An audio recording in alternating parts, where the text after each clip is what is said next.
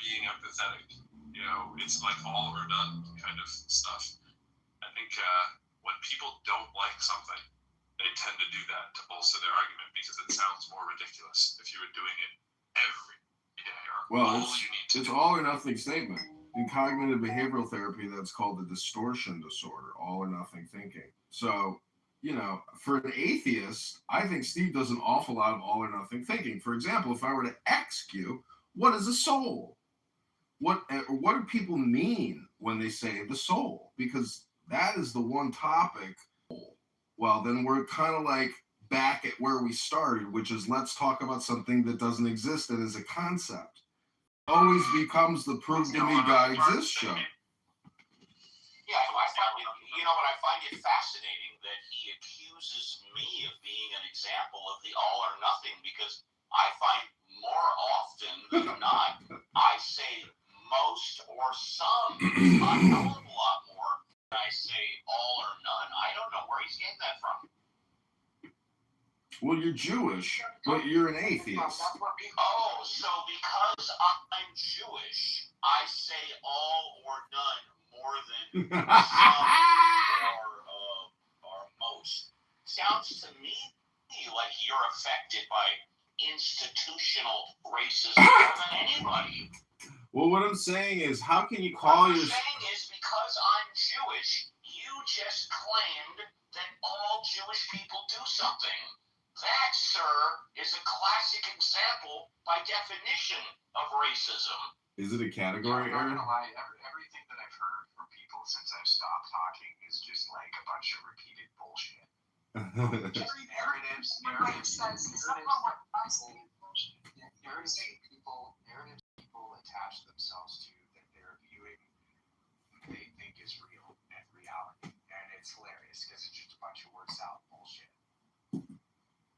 Yeah, but that's part of the game. Everybody said, except for what you said, is absolute bullshit. Is that what you're saying? Well, he hasn't hit his bell of peace yet. Narratives that have been set forth on algorithms that people subscribe to. If people could just see that these algorithms are steering. If you've heard this before, and sincerely, I'm asking you if you've heard the following before. There's no question in my mind. So today, I'm not aware of anything in the system today that is systemically racist. Have you heard that before? Dude. Yeah, I think that's pretty fair analysis.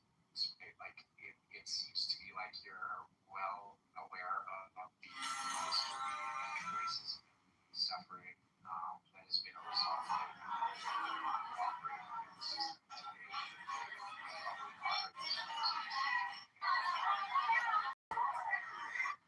Working to adapt the system so there's not as much systematic racism. Like that seems like a pretty fair analysis. Thank you, dude. Not an attack, but I have yet to hear anything novel from you. Everything that you've said are in book. Skid's here. I wasn't making much noise though. What's that? I'm making much noise. Alright. No. Keep it down. I'm gonna see you again. Alright, man. I don't see the problem. Hey, is that a Versace room?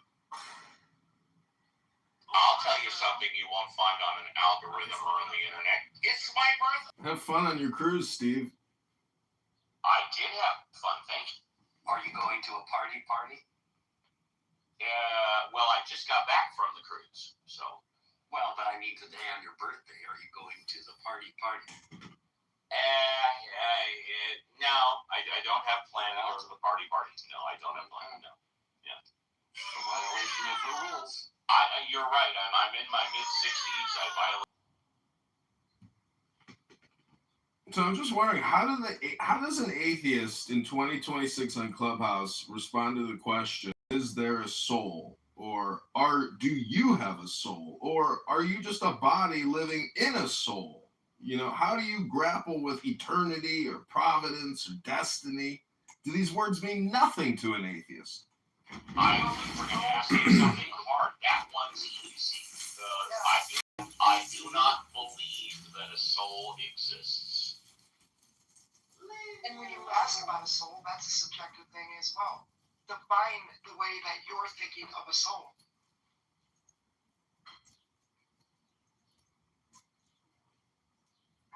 say soul, what do you mean? What's your belief in a soul?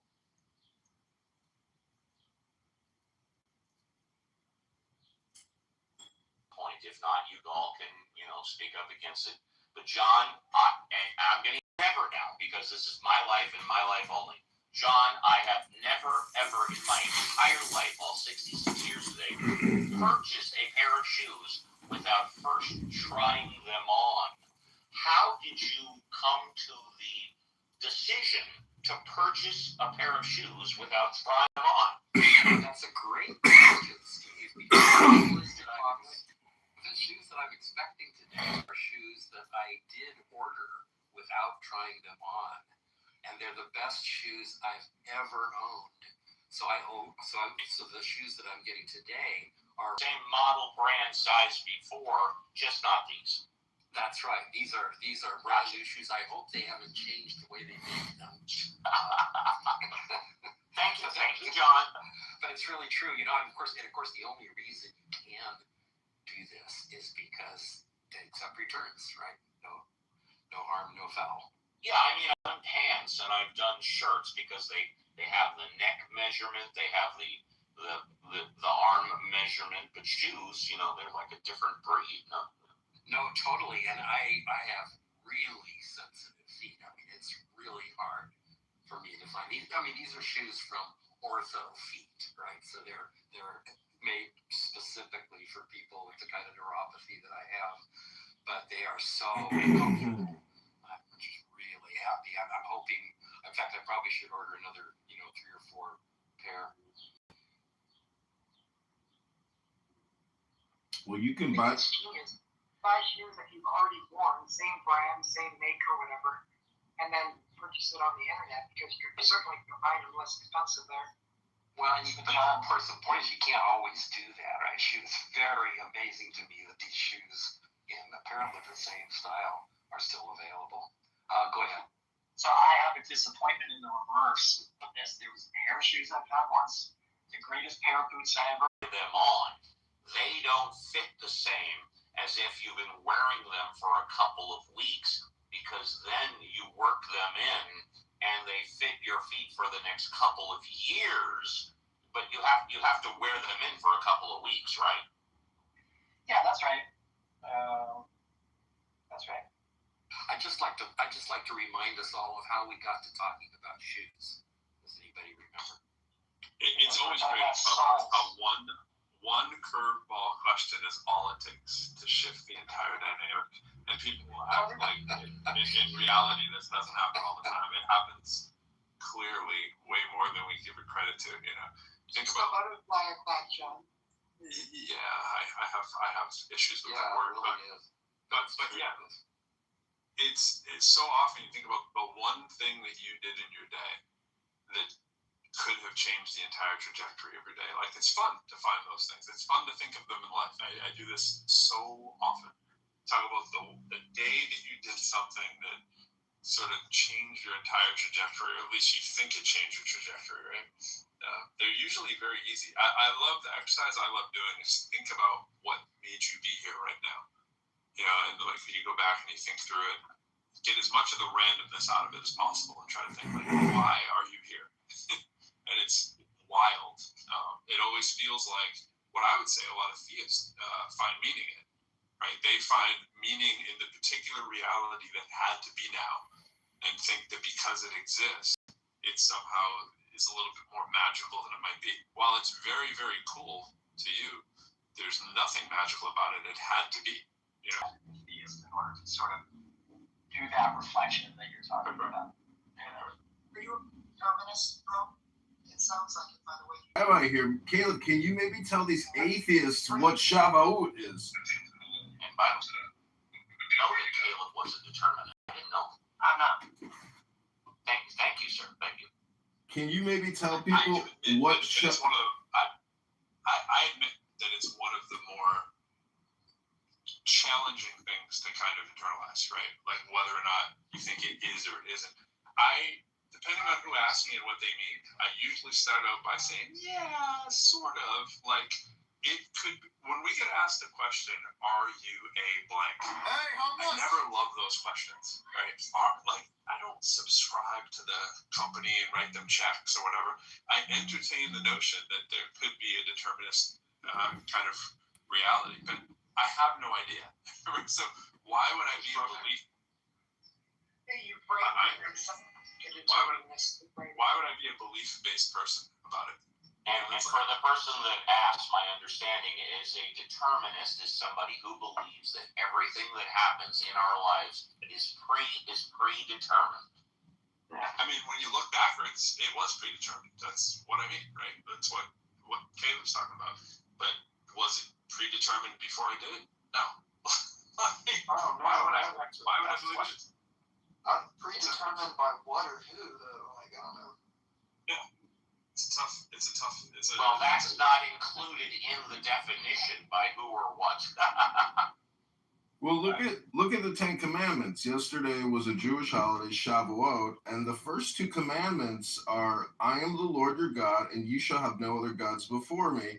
So, what if you're an atheist, what in the Ten Commandments would you do away with? Is it the first two? Is it all 10? Or which ones in the 10 do you particularly not like? They all build on each other. So you get rid of the first one, and that destroys the foundation for the rest.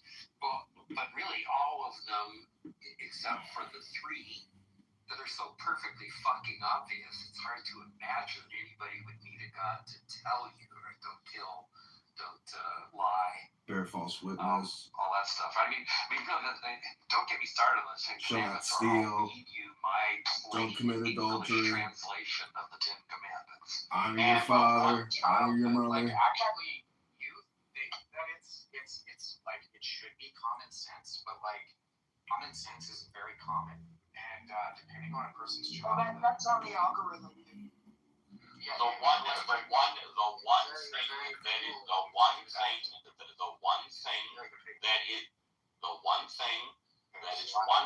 Interrupted, so that gives Steve an invitation to interrupt us. You know what, dude? Go ahead. I'm sorry. I apologize. I'll go after you.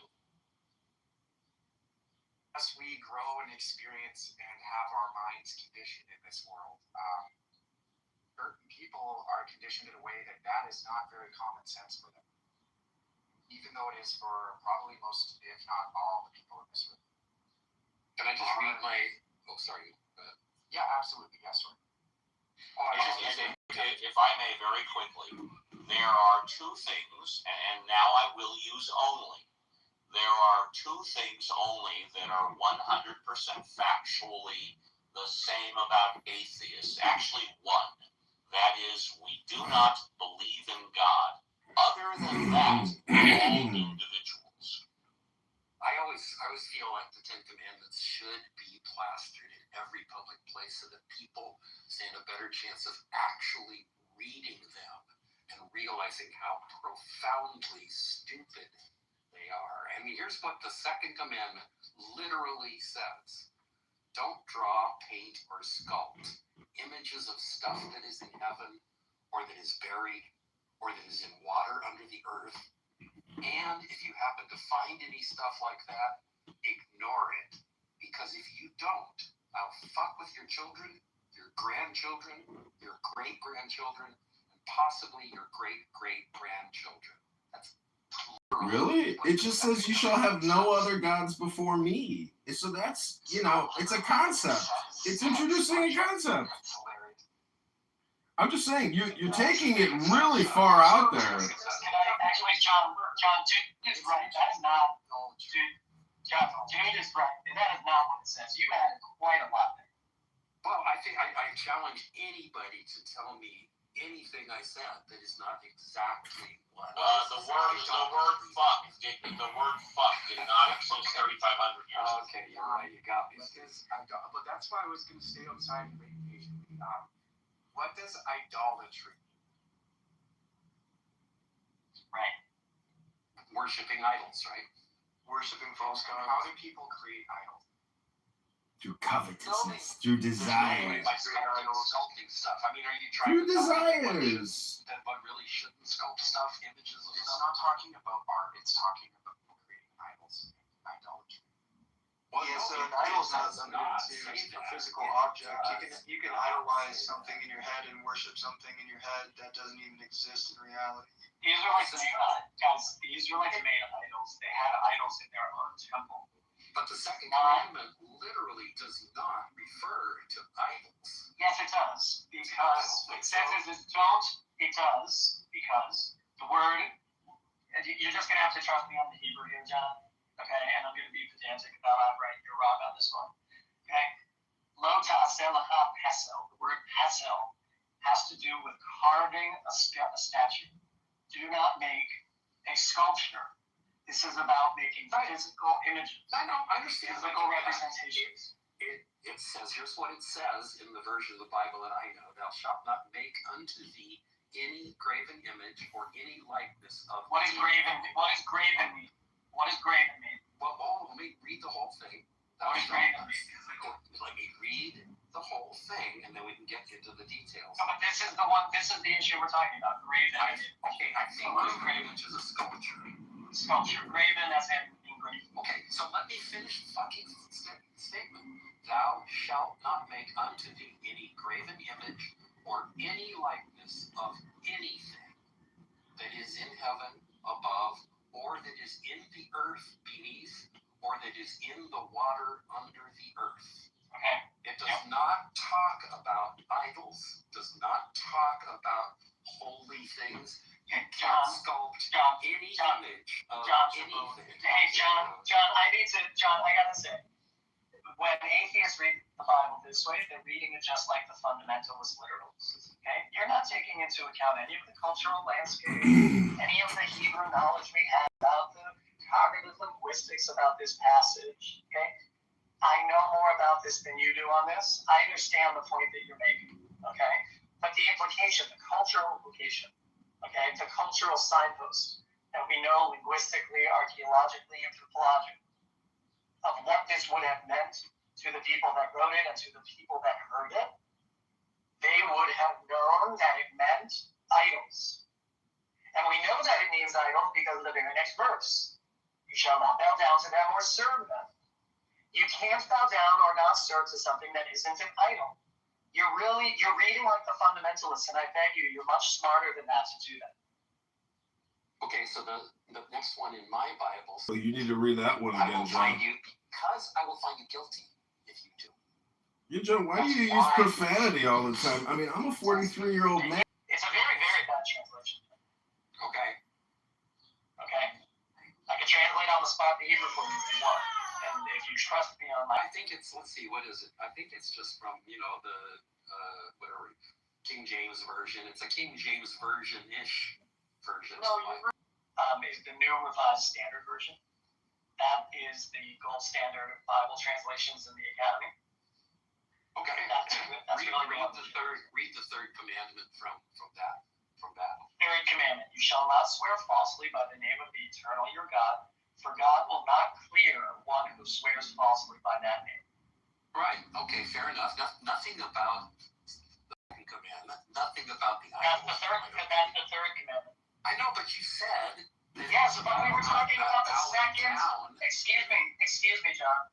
You jumped from the second commandment to the third. Excuse me, John. You jumped from the second commandment to the third commandment. Which commandment would you like to talk about? I was talking about the third commandment when you said. The third commandment begins. Excuse me, John. Let's clarify. No, I'll just solve it real quick.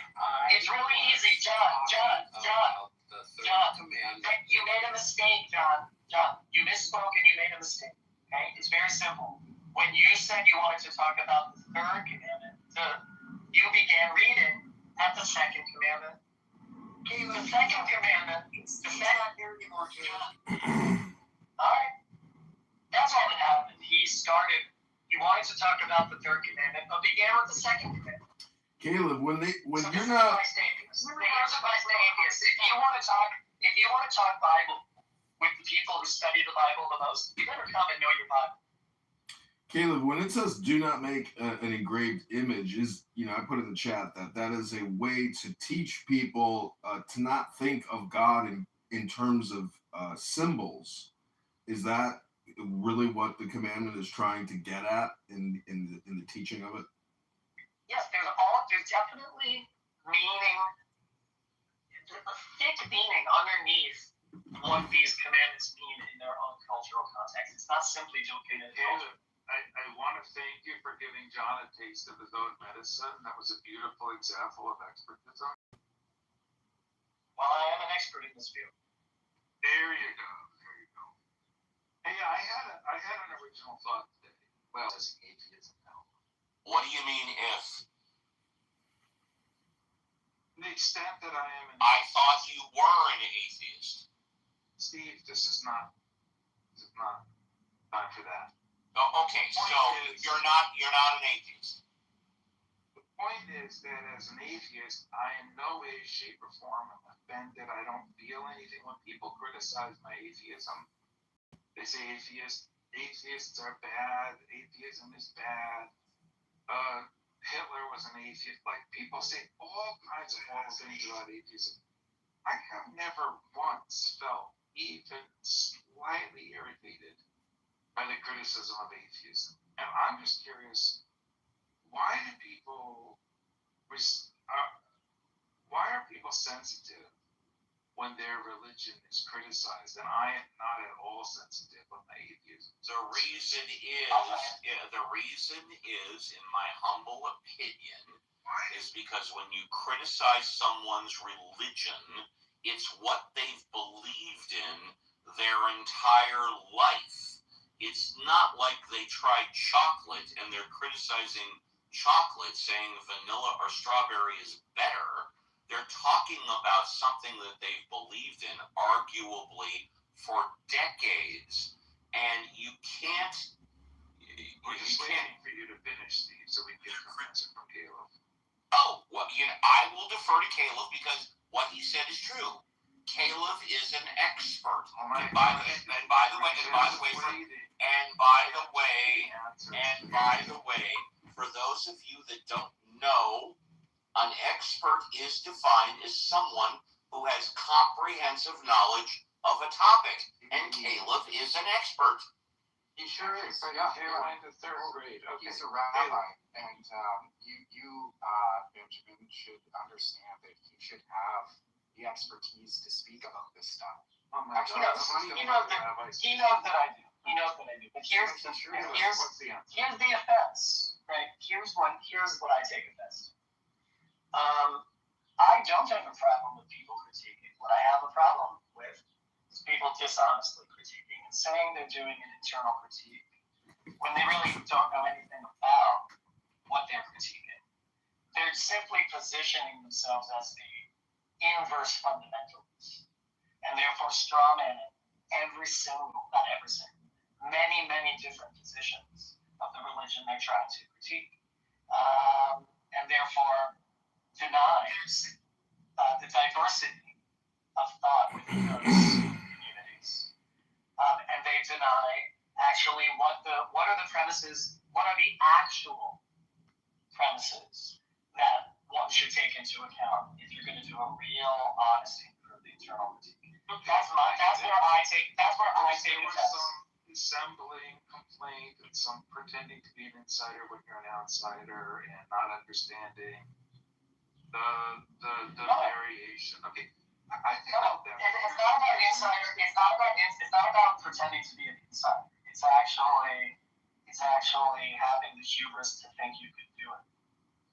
Okay, so why do I not feel any of that if people criticize atheism, misunderstand atheism, misinterpret atheism to maybe... Because you don't have because atheism isn't a central part of your identity. It's just something you believe or don't believe. That's different than the way that Isn't religion just something you believe? No. These are central parts to my identity and the way that I look at the world. If you want to tell me that your atheism is that, then I might expect you to be more passionate about it. But since you're not, then I would surmise that it's not really that central of an identity piece for you. Benjamin. In short, Benjamin, it's because you're attacking their identity. It's a personal attack. Benjamin. That's the short answer. Benjamin. Yes, and although attacking anybody's identity, nor is anybody attacking my identity. When they say there are no atheists are fake. a liar, when I Yeah. a liar, when I Yes.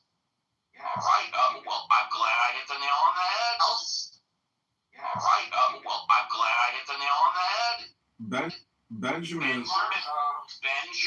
We have an entire house dedicated to the notion that your claim of atheism is fake. No, you have an entire house devoted to me because if I remember correctly, and you all can correct me if I'm wrong, when you guys first opened it, you were complaining that I wasn't talking enough about God, religion, and atheism. Let me finish. Let me finish. Replays are on. I distinctly remember multiple times the reason why the atheist house was initially created, and Pro, I'd love your comment on this, was because a lot of people said, not everybody, a lot of people said that they were confused that the atheism house was not always talking about atheism, religion, and God. Specifically me on my weekend shows, I opened it up for people to talk about anything they wanted. And the atheist house was at least initially opened up so people could only talk about atheism, God, and religion. And of course, that has changed since then. And if I'm wrong, I'll be the first to admit it. I assure you, as the person who invented the name atheist, that it's meant to imply you as an example of somebody who claims to be an atheist, but is kind of just kind of on the way, just kind of ish. Well, no, Benjamin, I'm not ish, and I'm not kind of on the way. I've been an atheist for 25 years. Yeah, but you've been other religions for all of that time as well. No, Benjamin, I've only been one religion my entire life. What the fuck are you talking about? Which one is that? Like you don't know? You don't know? I'm waiting for you, the atheist, to say what religion you are. Go ahead. I'm born a Jew, raised a Jew, currently identify as a Jew, and I will die a Jew. You're religious, Benjamin. I think that's where you're. I think one could be, but Steve isn't. Well, Benjamin, how is religion any different from politics? Because there is this communication network, and there is a hierarchy. And so, even in this room right now with Green Bean moderators, we have a political element to who is in charge of the censorship, who is in charge of the leadership. And so, Benjamin, you ask Steve and you claim that he is atheist, as if like you're trying to define him for the sake of outing him or something. I think everybody likes. Outing him. He brazenly claims to be Jewish and atheist. I know, but you've never heard of a paradox, Benjamin? Can't a man just be contradictory without always being, critically analyzed for it? Isn't that just part of life? There's nothing contradictory about being a Jewish atheist. Nothing. Actually, Benjamin, let me try to go back to your other question. Why are people annoyed? This is why. It really, the fact that in Jewish culture and Jewish identity, you could be a Jewish atheist, and that's not a contradiction, is really irrelevant. What's relevant here is you telling other people what they are. That's what people get annoyed with.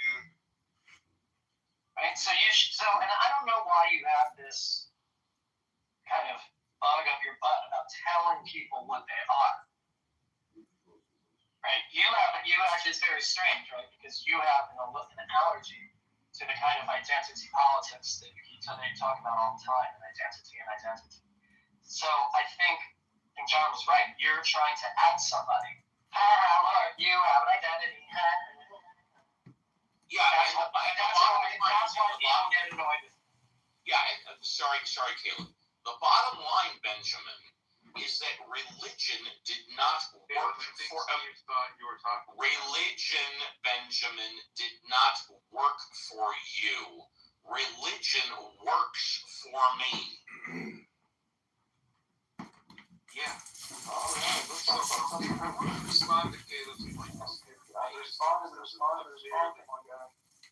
A good point.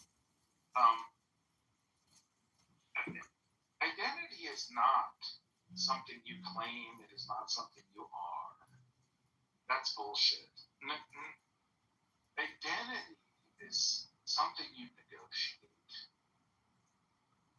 Which is to say, claim. You don't negotiate it. You navigate it. What are you talking about? Because some checks are cashed and some checks are not cashed. Steve is trying to cash a check at the bank, Benjamin. Don't bother. Don't worry about someone else's cash. Don't worry about anybody. Don't stop it. Stop it, Benjamin. You're concerned. Stop it. You don't actually care. See, the problem in what Steve is saying is when he says that there is no contradiction in being a Jewish atheist. I just went to Chabad yesterday, and if I were to ask the rabbi about what Steve said, he would say, what? No. So, Steve, you're making an all or nothing statement, which is considered a cognitive distortion disorder. How do you defend yourself being an atheist Jew and say there's no contradiction? Well, I'll tell you, because you didn't ask the rabbi, are there Jewish atheists? You didn't ask the rabbi that question. So I suggest that next time you go to Chabad, you ask the rabbi, do Jewish atheists exist? And please get back to us.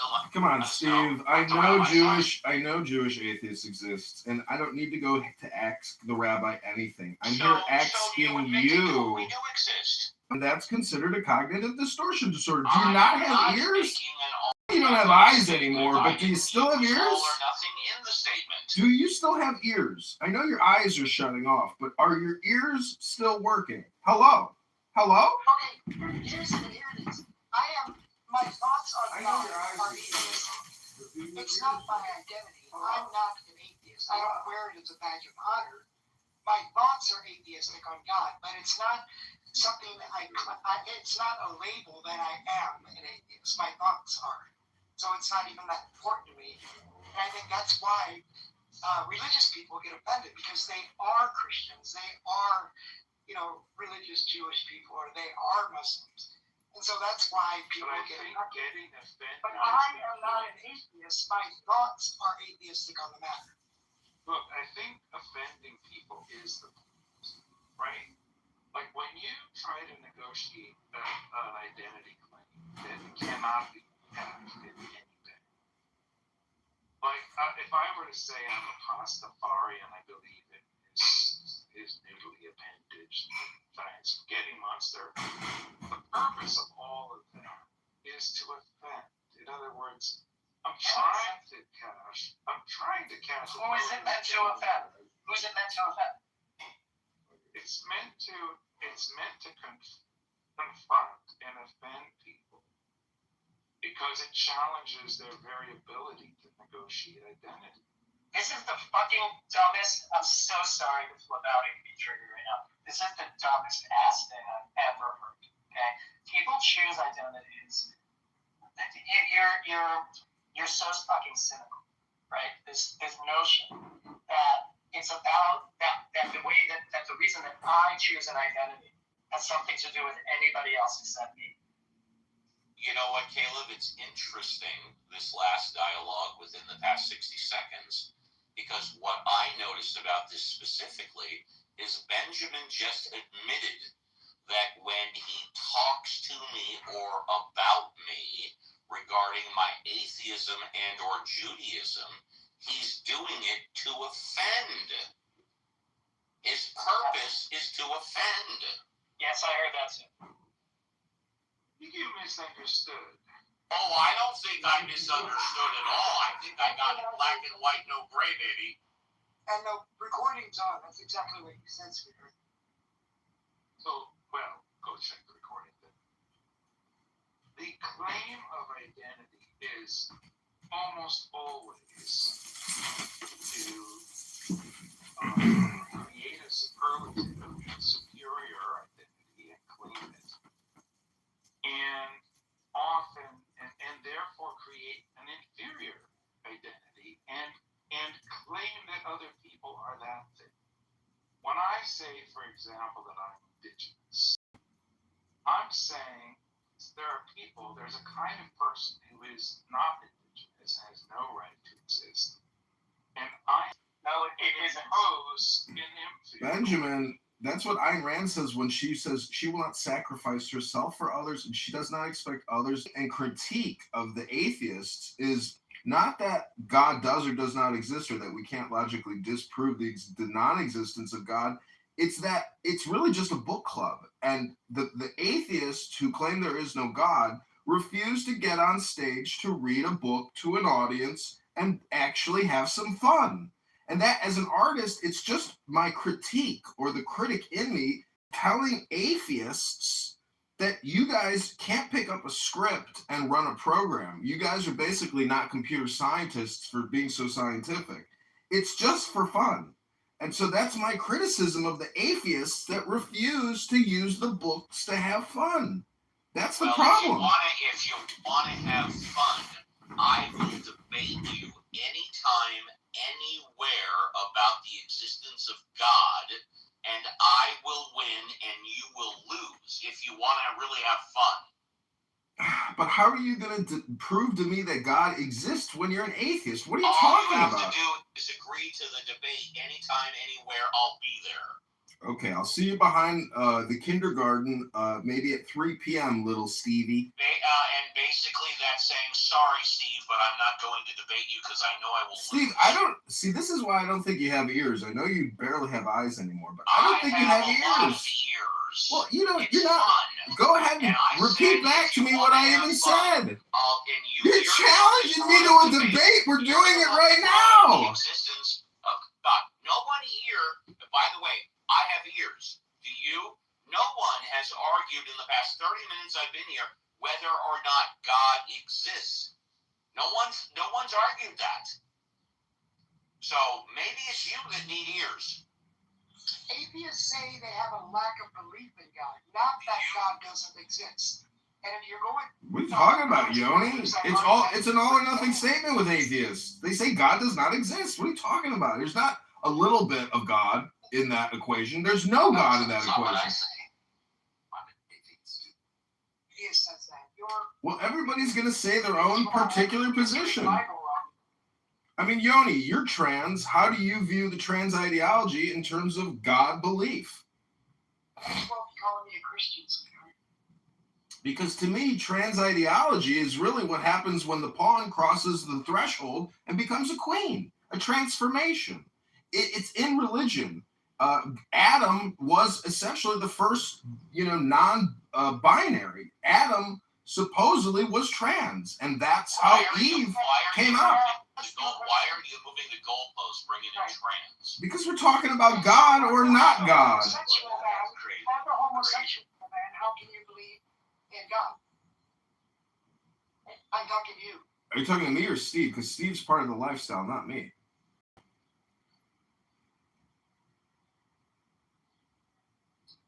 Okay, the bus officially went off the fucking cliff right there. It's been off the cliff.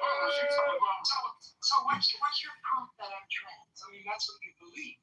Now, give me the proof. It's my opinion you're trans. Oh, okay, yeah. It's, in my opinion, you're a homosexual. So, I mean, we're good. Oh, I can quickly disprove that. Project is not choosing to believe in things that you don't actually have any evidence for. As a general rule, getting back to stating things that can be verified, not things that you believe, right, or things that you like. Largely, when we're saying, I believe this, I believe that, it's that, I am going to go on the record and say, I think this is the thing, even though I don't know. I'm just saying, refrain from that. And a lot of the language that's been put has been, you're lying, which tends to happen all the time. People being hot and bothered. Again, you started before it started, before we really started getting into it. You don't know if the person's lying. I get it, but since we know that God is a concept, how do we disprove a concept that doesn't exist? It's just a concept. It's like the ego or being gay. They don't exist. I think you are so and so. You're just a person thinking a thing with no verification for it. That's fine. Think what you want. That doesn't make it an opinion. It makes. Well, I'm just saying that people on this app actually can't tell me the difference between truth and opinions or facts and opinions, and that when I say I'm gay, it's just a concept. And when you say God, it's just a concept. So if you're an atheist, how do you sit here and argue about a concept that does not exist? And it's basically, it's the prove to me God exists show. It's just for clowns to come up, to give their shtick, and then get donged. Hello? Concept of atheism absolutely exists because the definition is those humans that do not believe in God. There are 500 million humans that do not believe in God. Therefore, it does exist. What the fuck are you talking about? Okay, so I haven't said anything, but I just want to jump in real quick. Atheists wouldn't exist without God. Okay? That's beautiful. I love that. It's also true. It's also true. Let me back No, up. it's not. Atheists wouldn't exist without your belief in something that you don't have evidence for. A quick compliment. It's a compliment. I admire your confidence. That usually comes along with competency when you're talking about philosophy. So I just wanted to let you know I admire you. You know, I realized. Oh, Ray Ray! Hey, Ray Ray, he's here. I just want to say something. Go ahead, Riri. I never knew that Americans are very pathetic. I realized that East are white. I was so confused, like the Scottish, Irish. I don't know if you're from Egypt, you're white. If you're from like Greek, you're white. I didn't know that. How come? So, Riri, you were just trolling chillism an hour ago, and now you're in here going to do the same thing. No, but I'm just saying it. If you're Greek, Portugal, you're white. How is that possible? Listen, if the conversation about okay, so listen, there's an expression that says the more you think, the more you speak, the further from the truth you're going to get. So that's why I go back to this universal joke about God, meaning that if you create content about atheist versus theist debate, it's a great format, but it's still a yin-yang, or you're basically... Categorizing people is a history of denigrating the other. What'd you say, Willis? Well, I was hoping to get back to the point, Caleb, which is this notion of categorizing. We categorize people. The history of categorizing humans is a long history of denigrating Absolutely, yeah. the other. I just want to know, like, I'm European. Like, I'm not here for the review show, whatever that is, but I do want to have a substantive conversation. I think we are having a substantive conversation. I'm not here for that.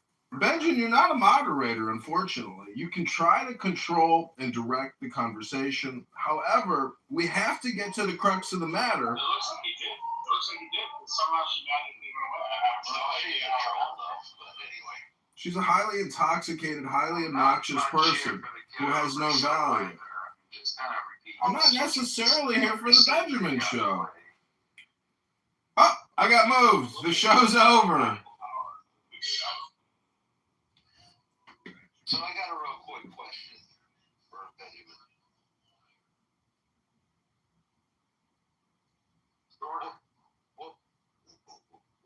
What's the end game here from this discussion? I mean, like you and Steve going back and forth, and then Yoni and Ian jumping in, but I'm trying to follow it, but it's like. No, what you missed is I was having a substantive conversation. Substantive. That is I was here for that. I was with by midwits.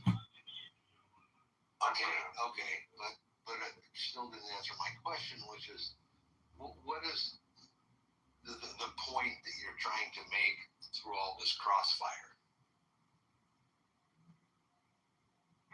Look, the epiphany I had today is that I have, like, if I was going to fill out the box, what religion are you?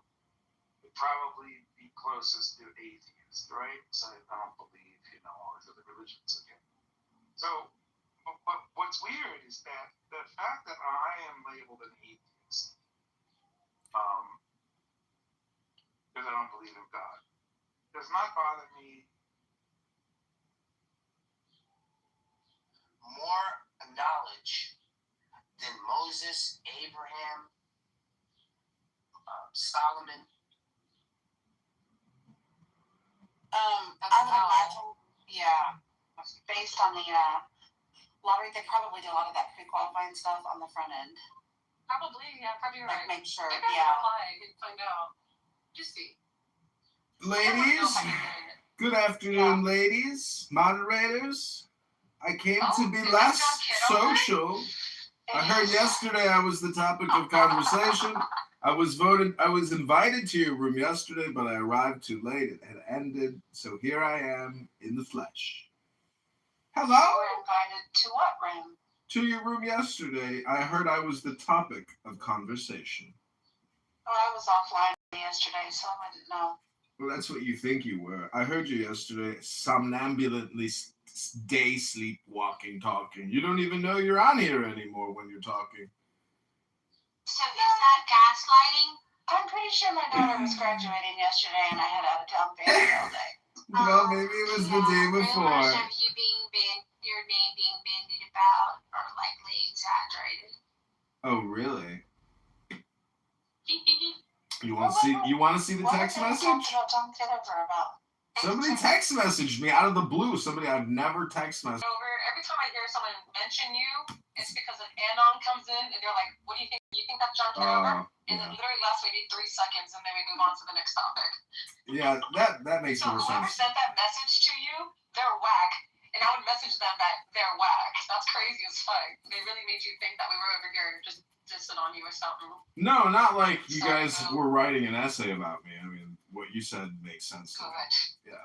But anyways, I was That's all. Love my love. just bringing it up because, it was like an unsolicited text message from somebody I don't communicate with or, didn't even Yeah, really that's know. Special though. What?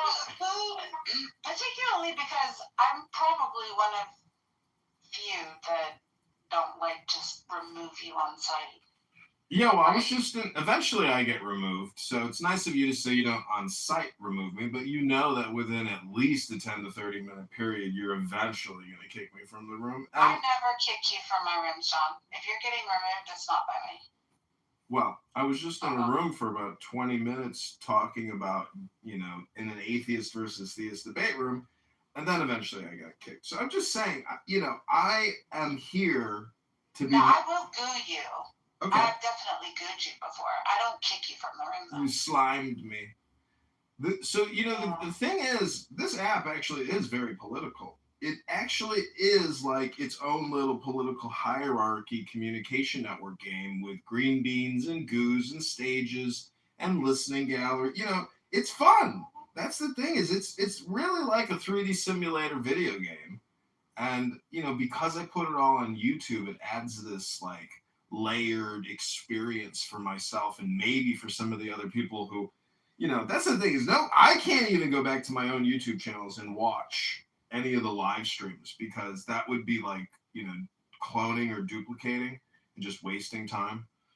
But anyways. I'll tell you, I don't like coming in rooms with you when you're YouTubing stuff. Yeah. I think you're a goofy idiot. Thanks. You're welcome. Thanks, Sam. You're welcome.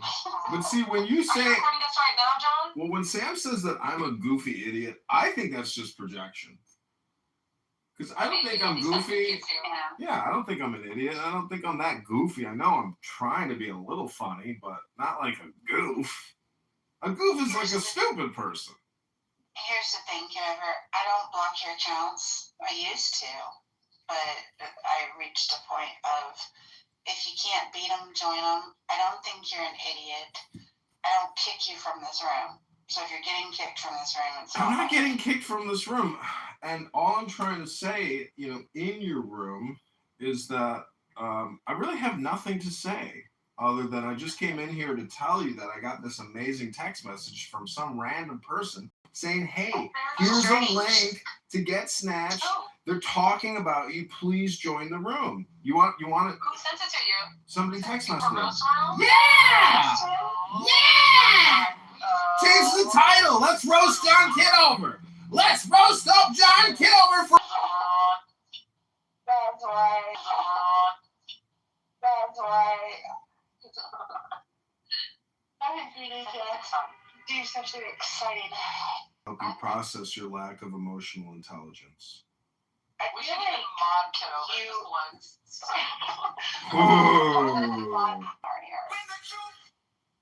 Well, that's what I told myself. That's what I told my psychiatrist after I was 5150. I feel like I've heard everything anyone has ever already said, and there's nothing new that's ever going to be said. And he was like, uh-oh. I mean, don't you feel like that creepo pervo who sits in your underwear on Instagram? I mean, I just feel like they all come with the same freaking spiel. Sometimes he wears blah, blah. Sometimes he wears a ball cap. You know what I'm saying? Yeah, I got a lot of different hats. It kind of shows the progression of time on my YouTube channel, and I also, I like it. Yeah, I like covering up my bald head because when I see my bald head versus my head with with a hat, I'm like, I look a lot better with a hat than with a big shiny forehead. Dang, you can't rock it. Dang. This isn't a pit performative artistic way.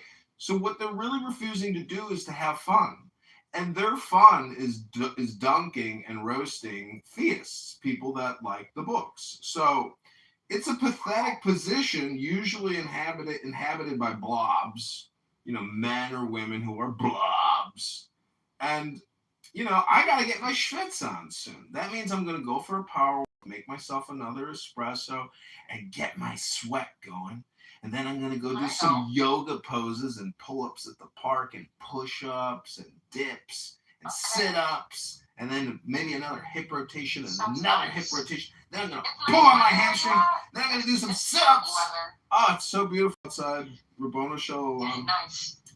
If anyone doesn't think God exists, how do you explain a summer day when the bees and the birds, and how do you actually explain the happening of the world?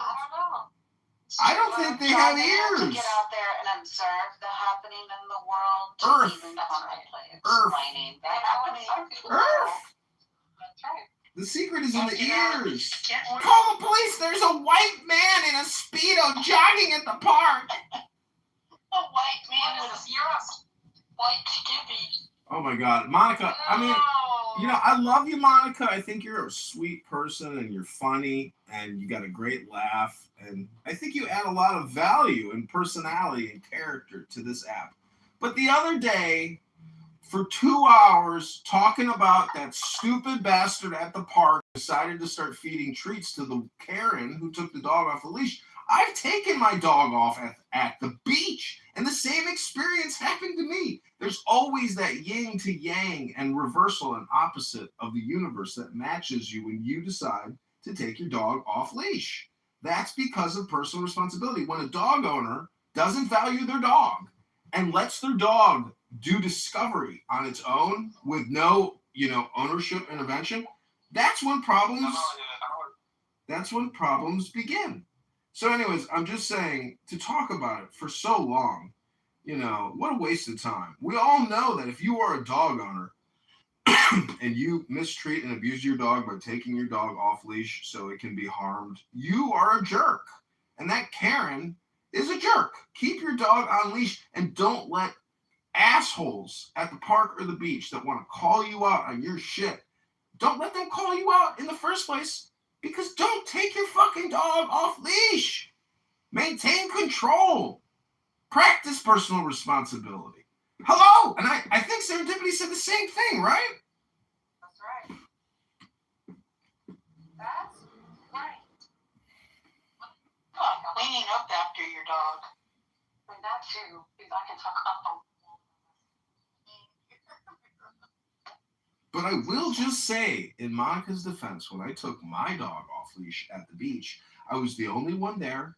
The fucking guy ran from the boardwalk to the beachfront and was screaming at. And my dog was the most innocent, non-harmful, non-aggressive, small little nothing. And this guy, he's like, a dog bit me at the beach a week ago. And he was a beachfront Karen.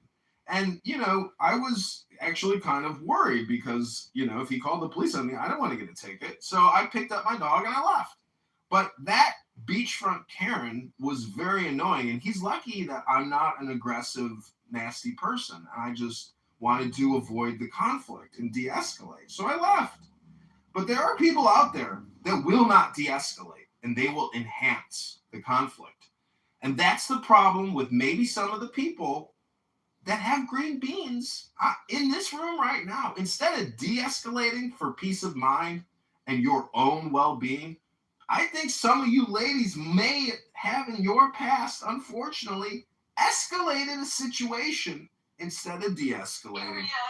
And therefore, well, maybe not, because really it's your experience. And so from your experiential perspective, it's also my decision, right? It's also my decision. But is it a smart decision? Right? Is it a smart decision? That is it your best choice to make? That's what I'm questioning. To decide, don't you think? Because what if I escalate to somebody who has autonomy? Well, you have your autonomy. Decisive people, right? You have your autonomy, and you will always be in charge of your choice. I am merely a critic trying to suggest that to optimize your choices, good books and philosophy, as opposed to clown house scumbag, annoying schmucks who just don't stop talking on this app as if their advice or life experiences in any way, shape, or form shape your experience for a better way. It doesn't.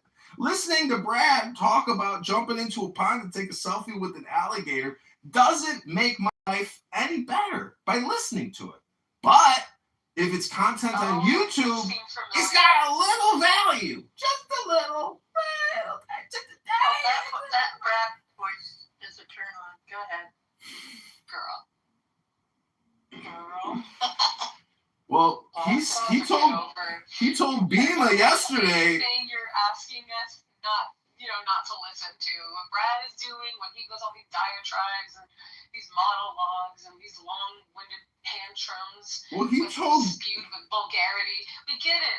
He told Bima yesterday he was gonna shove it up her ass, and Bima got excited. Bima was so happy.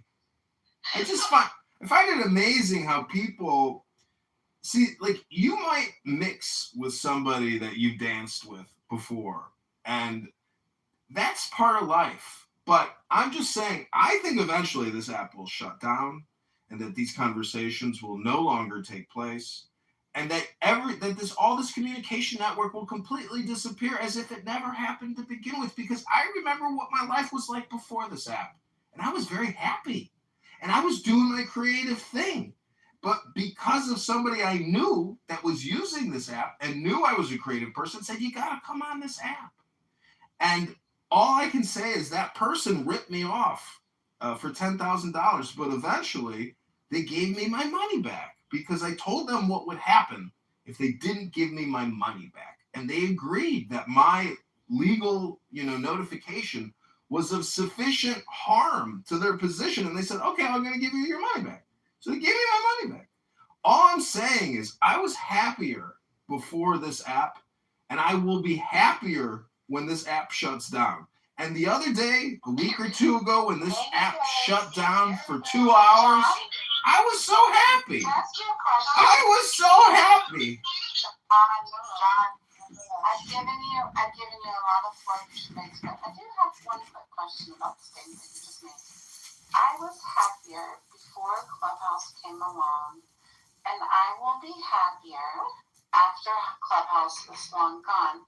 Do you think there's a little bit of accountability in that you could choose that happier at any point in time? You don't have to rely on other people?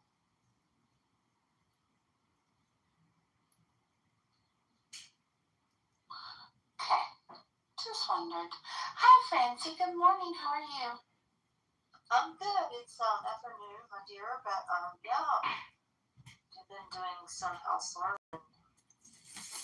it's going on. I came on Clubhouse this morning and it was a little chaotic.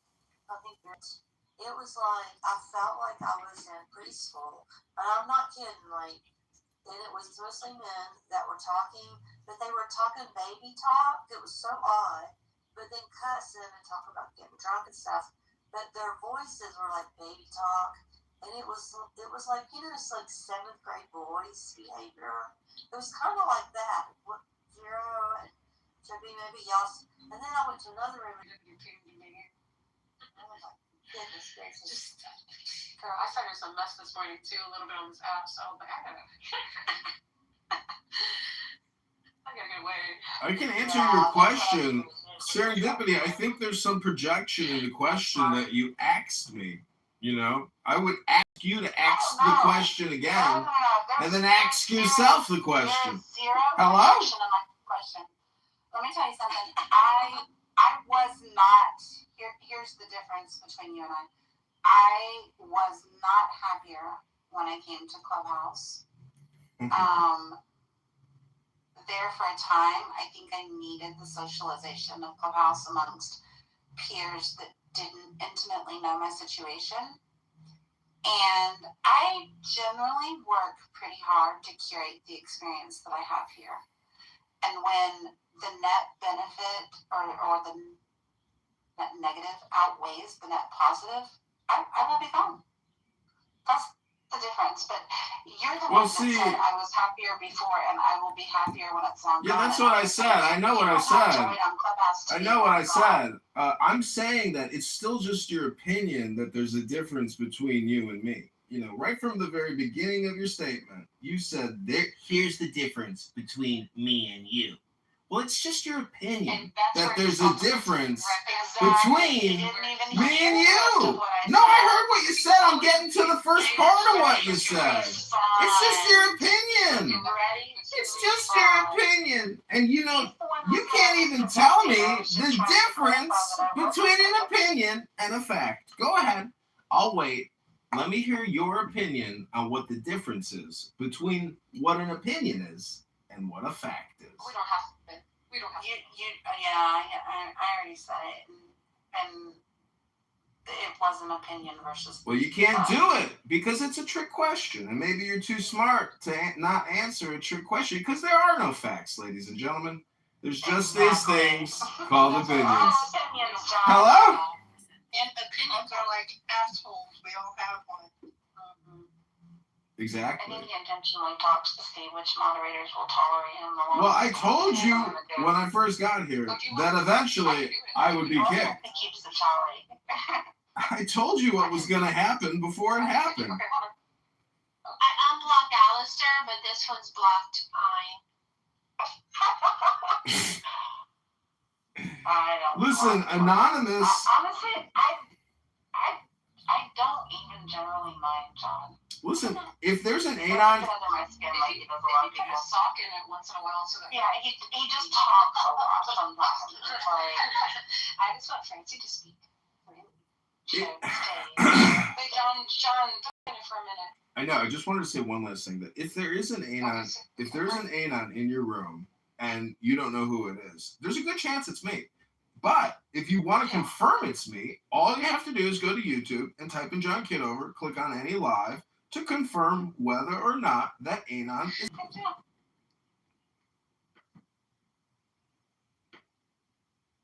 Monica, you were saying? Streaming rooms are not on replay, you'll always get removed by me with a swiftness that will make your little PTR spin. There you go. PTR spinner. But the thing is about the anon is you can't kick out an anon and you can't stop me from live streaming your room. So Serendipity has the right type of attitude when she says, I just gave up because what's the point? And that's the truth is you never should have cared from the beginning. And that's a you problem. That was me. If I want to have a Kitover free room, I just have them in the house. That's all I have to do. We've learned to get around this. It's that you think that you're like teaching us something. No, we're allowing you. You haven't gotten around to anything. That's the point. You've gotten around nothing. You've gotten around nothing. It's so silly to me. Like, it's just so funny. I know, it's so juvenile. It's so pedestrian. Oh, Francie's talking. Let Francie talk. I just want to know, like, this is for the whole room. Why do you want to be in a space where no one wants you? If you're getting the signal that you're not welcome, and that's because Francie, because that's what the Bible tells me to do, Francie. I don't know the answer to that. That's what the Bible tells me to do. For everybody to think about. I read the Bible. The Bible told me to do it. I don't know. Mocking God is not really something It's not mockery, Francie. You want to hear the verse? That's your opinion. It's mockery. You want to see the verse? Hello? You didn't even ask. You didn't even ask. You just said it's like your opinion or something. I think I got a shelf space, like a life space, like when you buy food, do not use after this date. Very rarely does it say that. So some people risk it, spoiled milk. So Francie, I'm just saying that if you want to know the verse, you could ask me or Google. Look it up. It's from a book. Many people on this app don't read books anymore. So if you read a book today, you're in the top 1%. Did you just quote the Reading Rainbow? No, but the other day when you were in my room, Monica, and I was reading from a book, and then I got to that part about reading from books and how important it is, you left. You left the reading room. I will always leave you, John. Okay, one of the reasons why I was so patient was I did just complete a text conversation with Monica, so I can't do that.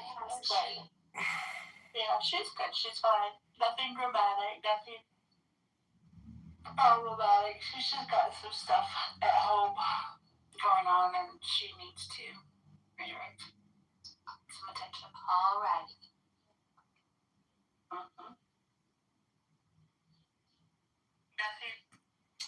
Well, it's exhausting having to water up. always the good place to have when you be heard.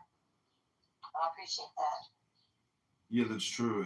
It is basically free talk therapy access to your psychiatrist. I am Viking. America!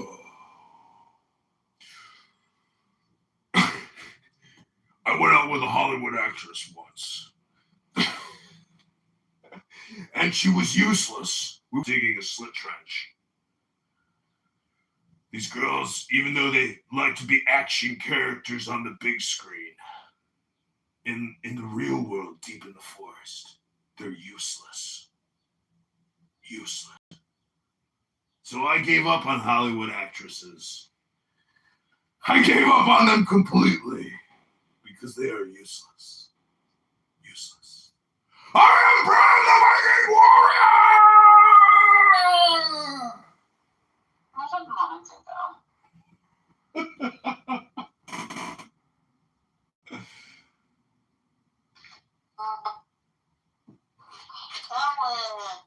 Hi, Francie. How How are are you? you today? Good. How are you? Fine, one of my favorite people. Oh, thank you. You too.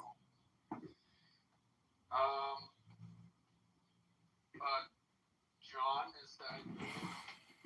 Yeah, that was my Brad the Viking Forest Warrior speech from yesterday. I'm sorry, I didn't hear it. I was using speech to text to message someone.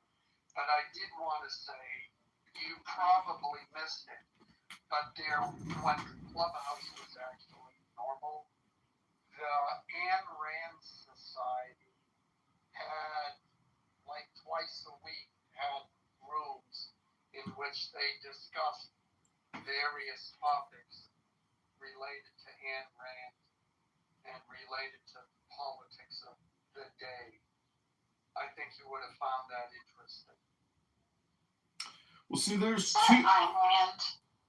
Yeah, Ayn. It's Ayn there's. Rand and sorry. See, Alan, I'm in a book club. This beautiful brunette, Alan, got in my face last night and just wouldn't leave me alone. I was so happy. She was so cute. And as she was pushing her beautiful face closer to my face, she said, "Do you have any advice for me?" And I said, "Yeah." I was like, personal development never stops. Start a book club and read books. Read them out loud and always be engaged with books your whole life starting now. She was like, "Oh, I love that for me." And then her friend cock blocked me and dragged her away. And I said, "Goodbye, beautiful. Bye." Yeah, it's always the jealous friends who ruin things. That's happened to me more than once.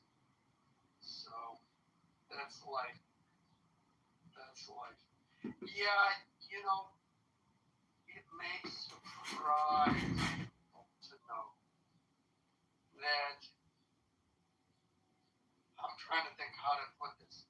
A lot of reading the classics informs them a lot of what's happening today, and one realizes, well, gee whiz, nothing's new today. They're not doing anything new today.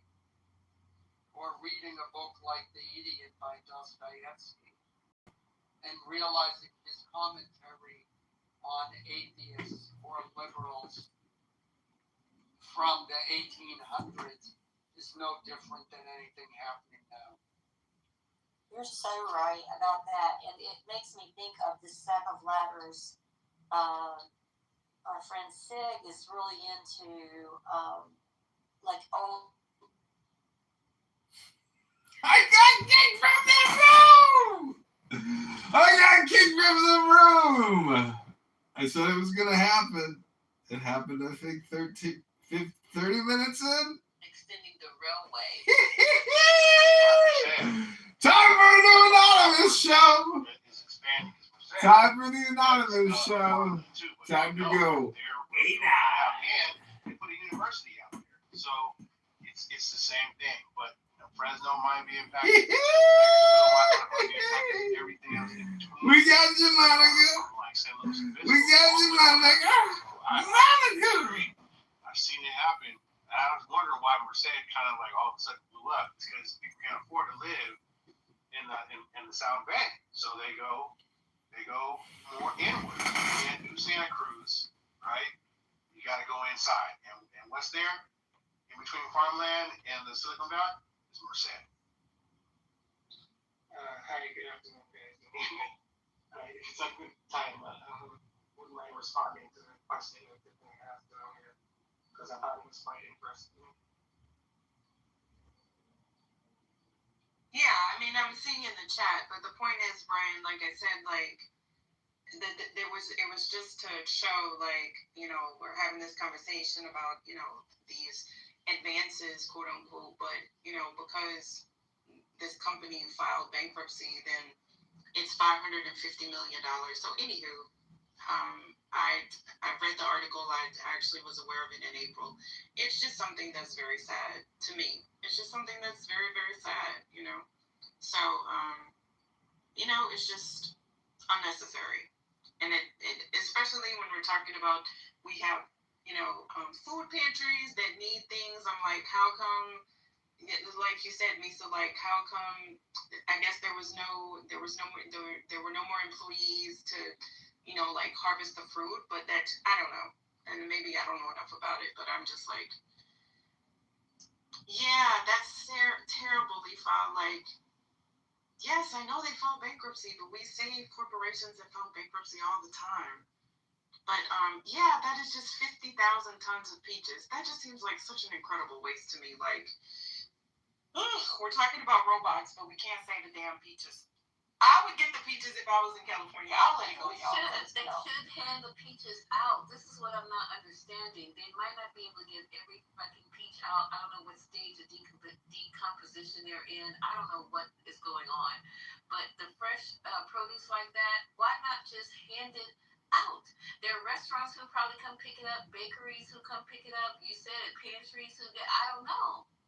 Sure that people have been reaching out to them after they heard that they got all these peaches, that they can send this stuff out across the state. They send peaches and fruit all up across the states anyway. Why can't you I'm sure there are groups who have volunteered to come get the peaches, because this farm guy had his in Southern California. This guy who owned a horse ranch. His ranch is in the middle of a fire. I read there's a fire up there now. Maybe by y'all have to tell me what the name of that city is. It's Ventura County, somewhere Simi Valley. I'm not sure. So guess what happened? He got on social media because he didn't have any hay, and those people, the horse people, I guess is a small community. He's getting hay from all over the country, and the people who own the ranches are sending these 18-wheelers with hay, all from all around the country. He filmed it to donate to him. Excuse me, I'm sorry. So there seems to be a will, maybe no will, but a way. I don't know. I really don't, but that sounds like a waste, and it sounds like they're doing it on purpose. I could be wrong. Let's investigate more. So something you could do, and I encourage everybody just for your own personal edification to know what your somewhat local economy is experiencing. Just Google what are the mass layoffs in your state for this year or last year, and it will show you all of these different organizations and explain why. So I know that sometimes people will say like, oh, well, I can't relate to these fruit farms that are having X, Y, and Z. But if you look, like in Tennessee, people don't know, we've had major plant closures for Bridgestone, General Motors, a significant number of the companies that are involved in like lumber, manufacturing, all those things. It's not just isolated to like, oh, we don't have migrant workers to work these fields. It is all of these jobs in the labor force that we were promised would come back to the U.S. and be amazing. And a lot of them are around, the EV demand keeps changing. Just general, like people just aren't buying some of the things they used to buy. And so I just encourage everybody, take a minute, look those things up, see what the layoffs, how the layoffs are looking in your area, to kind of understand what, not necessarily if your industry is in danger, but what you could probably anticipate as like the next industry to be affected. But like, I'm so glad you came up, because I do want to hear, I'm not trying to say that no jobs will be gone, but I want to better understand the concerns, so I can, ask my friends in other spaces, like, what are you doing as far as AI or technology, and how is that impacting how you are going about your staff? But I appreciate it, Tiffany. I didn't want to come across the wrong way in the chat, because we always chat. So I wasn't stating that you are delusional, of course. I was just stating that there's a lot of people who believe that there won't be displacement or actual loss in staff and positions and capabilities as a result of AI. But I think what I liked particularly about your submission is that you spoke to alternate ways in which the key word is deployment can actually happen. So as you're probably familiar, ChatGPT, OpenAI just launched their deployment agency. And the reason for that is the issue that a lot of corporations did not understand the value of AI and how it can actually be used within the organization.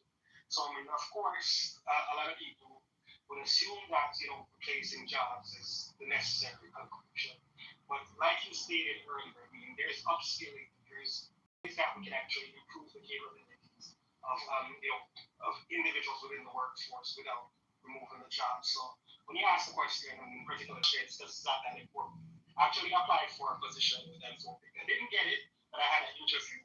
And the question was related to my industry, the bottlenecks, what are the expenses, what are the pains that these corporations are actually having. So within insurance, a lot of it had to do with the fact that, like you said, they were in ways they could actually reduce that, whether it is or automation or processes that are actually easier for them to access the market without agents necessary. So of course agents would lose their job in that sense, but it would just mean less commission. So to answer your question, I try to be as high level as possible, because I literally believe, like you said, that the way that the technology is deployed is actually very agnostic. So it's going to depend on the organization, it's going to depend on the cost centers, it's going to depend on, like you said, whether they believe that, the line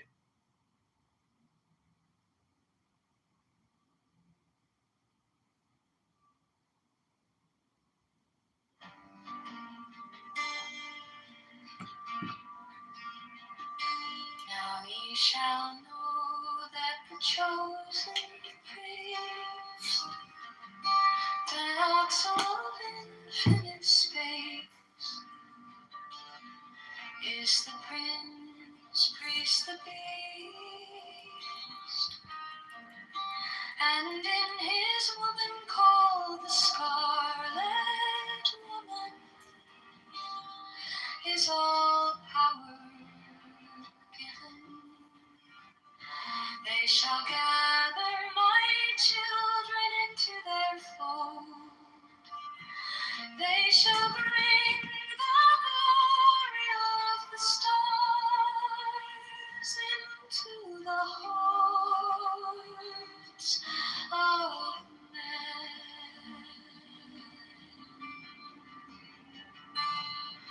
16, for he is ever a sun and she a moon. But to him is the winged secret flame, and to her the stooping starlight. But we are not so chosen. 18 burn upon their brows, O splendorous serpent. 19, oh azure lidded woman, bend upon them. 20, the key of the rituals is in the secret word which I have given unto him.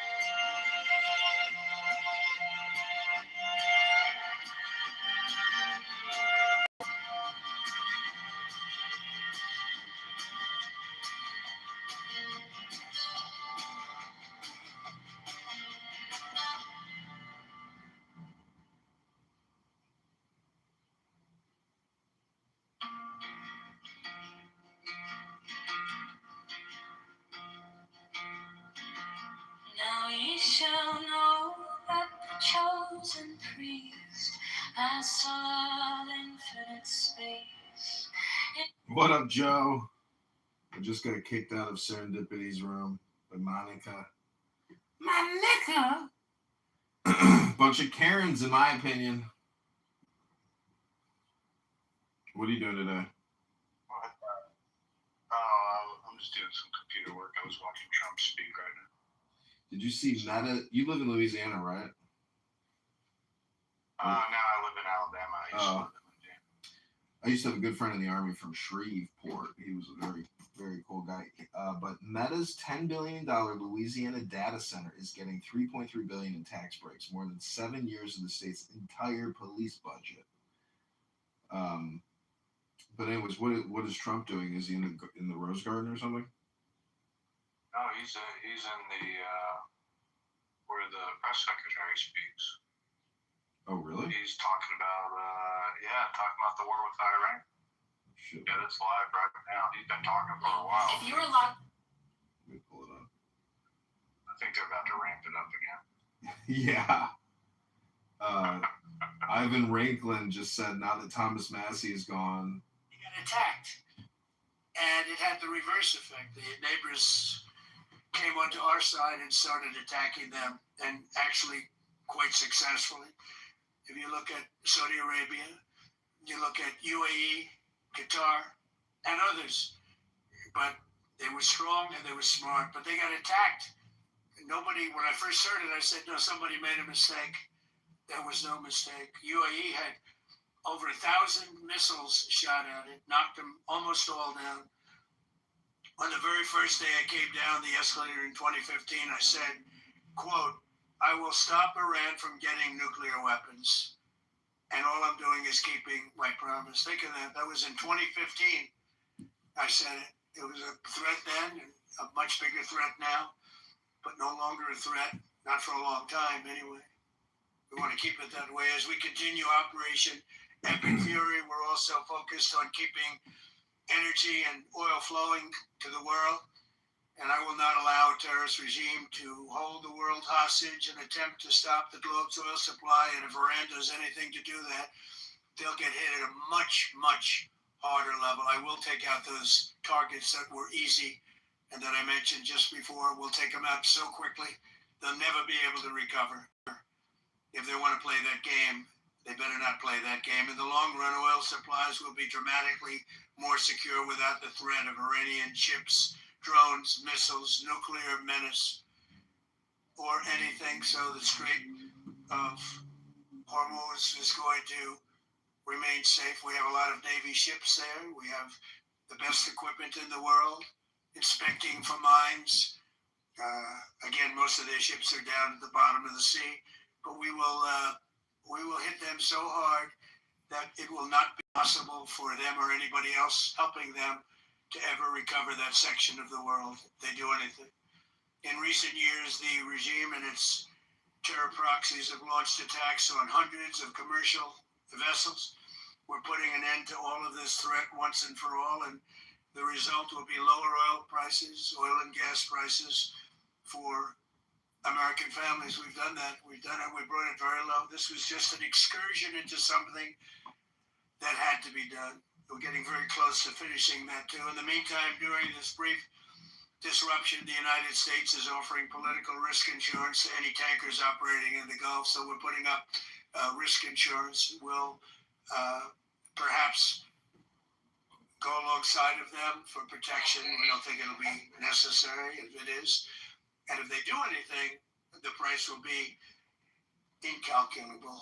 It will be so great that they will have wished they never did it, because you have to keep the straits flowing. With all of that, it affects other countries much more than it does the United States. It doesn't really affect us. We have so much oil. We have tremendous oil and gas, much more than we need. We have Venezuela now as our new partner, great partner. They've worked out so wonderful. We're working with the administration, the president, and it's a massive source of oil, gas, everything. But we're in a very good position, but very unfair to other parts of the world, like China as an example. I mean, we're doing this for the other parts of the world, including countries like China. They get a lot of their oil through the straits. So we're doing this. We have a very good relationship with President Xi in China. I'm going there in a short period of time, and we're protecting the world from what these lunatics are trying to do, and very successfully, I might add. We're also waiving certain oil-related sanctions to reduce prices. So we have sanctions, so sometimes we're going to take those sanctions off until this straightens out. Then who knows, maybe we won't have to put them on. There'll be so much peace. But when the time comes, the U.S. Navy and its partners will escort tankers through the strait if needed. I hope it's not going to be needed, but if it's needed, we'll escort them right through. And we have the greatest mine-sweeping ability. We have the greatest ships, and all of them. We know exactly where they're placed. We'll get them out of there very fast, but we hope we don't have any of that. And again, if they do that, if they play that game, we're going to hit them at a level that they have not seen before. So we're winning very decisively. We're way ahead of schedule. Our military is the greatest in the world, with the greatest equipment and the greatest people in the world. Nobody's ever seen anything like it. Iran is a very powerful country. They were going to take over the Middle East. If we did not hit them, they were going to take over the Middle East. They had thousands and thousands since their last hit. They had thousands and thousands of missiles and everything else. Most are now destroyed, but they were going to take over the Middle East. Those weapons were aimed at Middle Eastern countries that had nothing to do with this. They were going to take over the Middle East and they were going to try and destroy Israel. So we stopped it with good timing. And thank you very much for being here. Go ahead, any questions? Thank you so much. Do you? They seem to get it together, but I think it was a positive call on that subject, and we obviously talked that about the Middle East. And he wants to be helpful. I said, hey, you could be more helpful by getting the Ukraine-Russia war over with. That would be more helpful. But we had a very good talk, and he wants to be very constructive. Yeah. Yeah, please. Thank you, Mr. President. On Iran, you called it an excursion. You said it would be over soon. Are you thinking this week it will be over? No, Are you talking about days? I think so. Okay, and with respect very soon. Look, everything they have is gone, including their leadership. In fact, there are two levels of leadership, and even actually, as it turns out, more than that, but two levels of leadership are gone. Most people have never even heard about the leaders that they're talking about. So it's obviously been very, very powerful, very effective. To Cuba, you said that Cuba wants to make a deal. Yes. What would the United States get in return for that, and why should Americans trust Marco Rubio to negotiate it? Well, Marco Rubio is doing a great job. I think he's going to go down as the greatest Secretary of State in history. Look at what we've done as a president.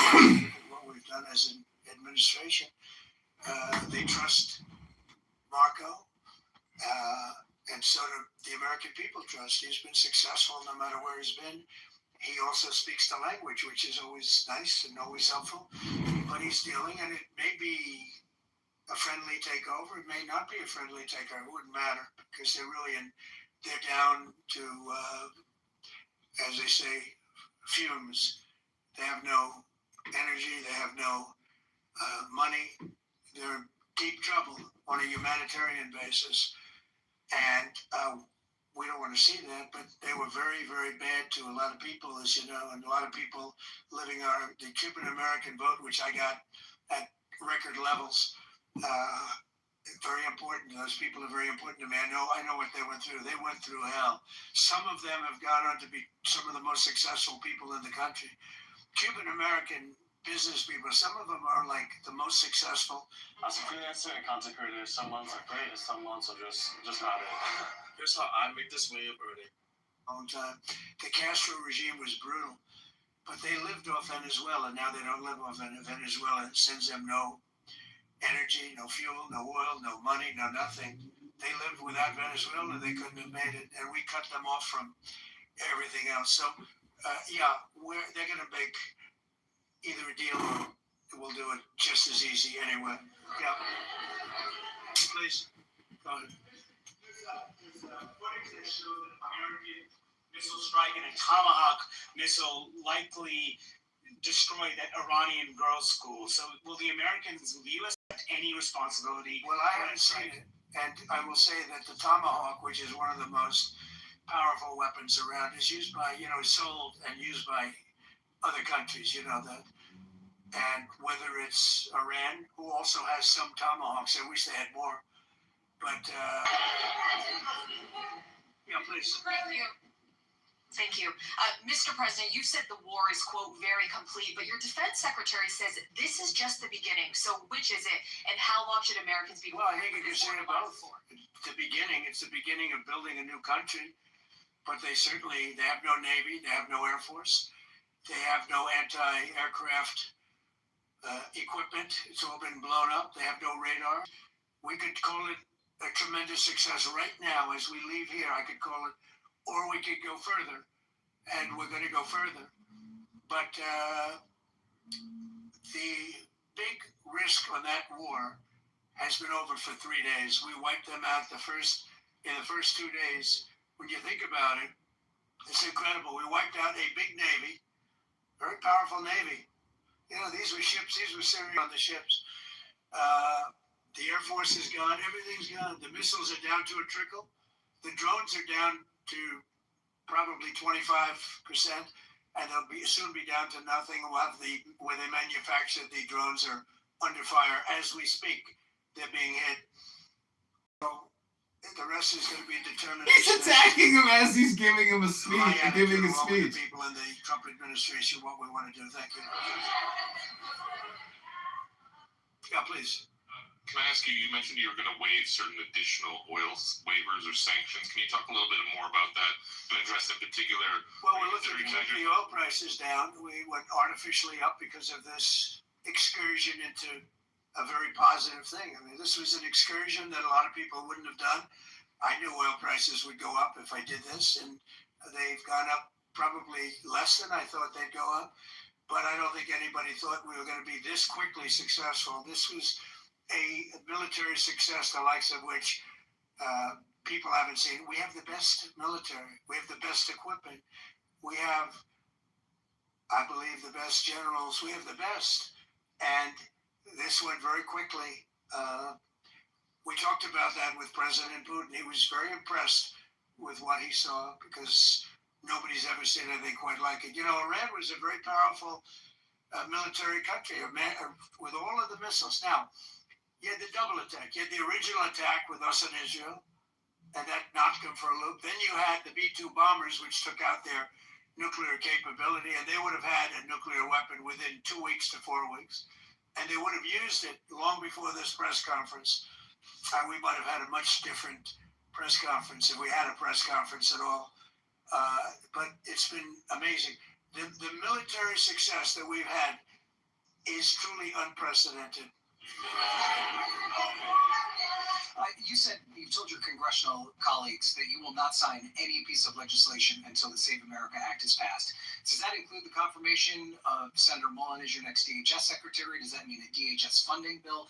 And Senator Thune said today it's not a matter of whether or not your Republican colleagues agree with the policy. It's about changing the process. In other words, getting rid of the filibuster to get there. So in order to get it, you're going to need Democrat votes. And what we're saying is the Save America, not the Save Act, which nobody knew what it was, the Save America Act. The Save America Act. And that's voter ID.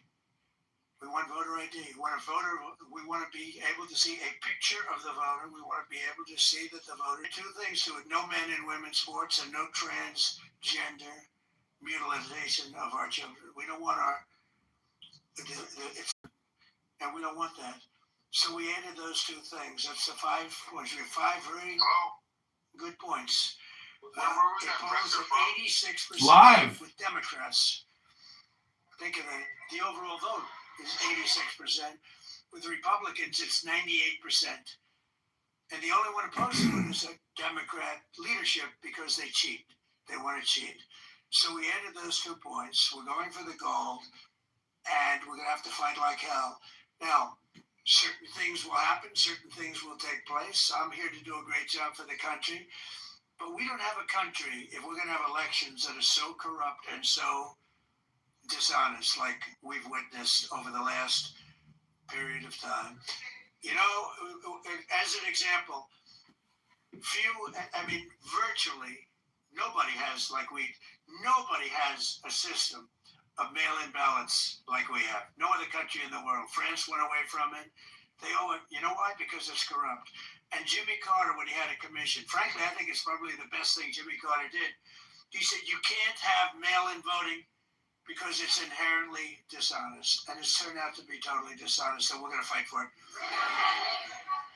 Yeah. Iran activated any sleeper cells inside the U.S. There's reports that they have pressed that trigger button to activate those cells, at least abroad. Well, they've been trying for a long time. We've been very much on top of it. One of the things we have to do is get the Democrats to stop the Democrat shutdown, because, as you know, the apparatus that looks into that, Schumer and the Democrats have shut it down, which shows you they probably hate our country a lot. But the Democrats have to open that up. But we've got very, very good intelligence into that. We know a lot of different things that have happened that have been very bad. A lot of them came in during the Biden open border period, but we have them under, we've got them, we're watching every single one of them. Yeah, we know a lot about them. The biggest problem we have is the Democrat shutdown. We know a lot about them, but the shutdown doesn't allow us to do what we have to do. Do you have to take him out? Does he have a target on his back? You mean the new supreme leader?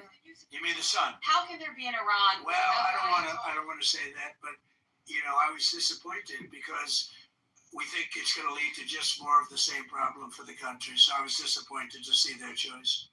Thank you, sir.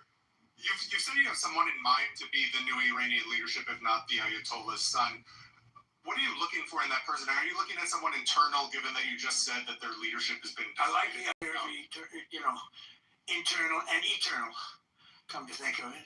But I like the idea of internal because it works out of the country, very respected, she's doing a great job.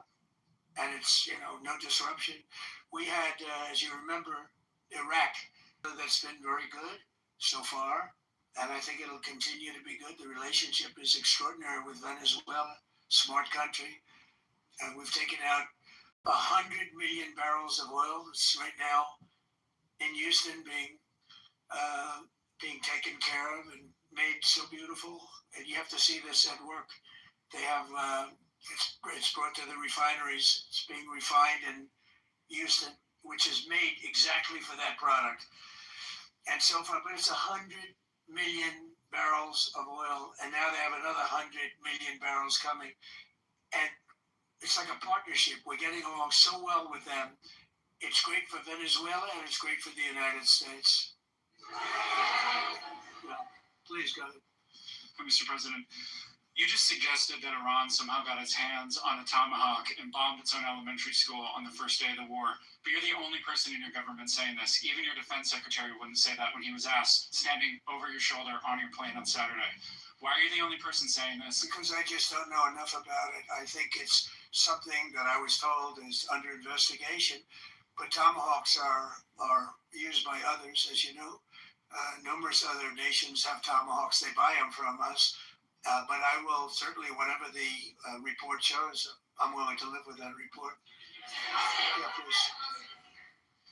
You said earlier that we've already won in many ways, but we haven't won enough. What do you consider enough? What's your baseline? Where they're not going to be starting the following day to develop a nuclear weapon. Where they'll look at that man and some other people from the administration and say, all right, we're not going to do it. They were not willing to say that. And when Steve called up and he said that to me, I said, well, here we go. Let's do it the hard way. But the hard way, I think, is probably the easy way. When basically I can see that they will no longer have any capacity whatsoever for a very long period of time of developing weaponry that could be used against the United States, Israel, or any of our allies. We have great allies in the Middle East, great countries that are allies. And they were staying out of it until they got hit. Legislation about to be voted on threatens home and auto insurance as you know it, with fewer coverage options. Hit them. If I didn't hit them first, they were going to hit our allies first.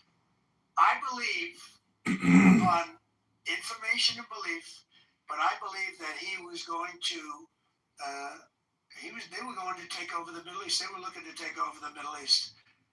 Now, had Operation Midnight Hammer not taken place, that was definite, because they would have had a nuclear weapon within a matter of weeks.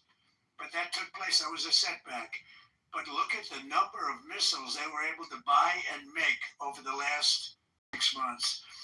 And those missiles were aimed at various countries. And when you look at over 1,000 missiles shot at like UAE, they were looking to take over the Middle East. We got there first. We're lucky. I'll tell you what, the Middle East and those countries, very rich countries, are very lucky that I was president instead of somebody else. What's a disagreement between yourself and your vice president when it comes to U.S. action? They were looking to tap us along before they hit. And they were looking to tap us along before they hit. And I thought they were going to hit. And if they hit us first, that would have been a very bad thing. I thought they were going to hit. And if they hit us first, that would have been a very bad thing. In the back, please. In the back.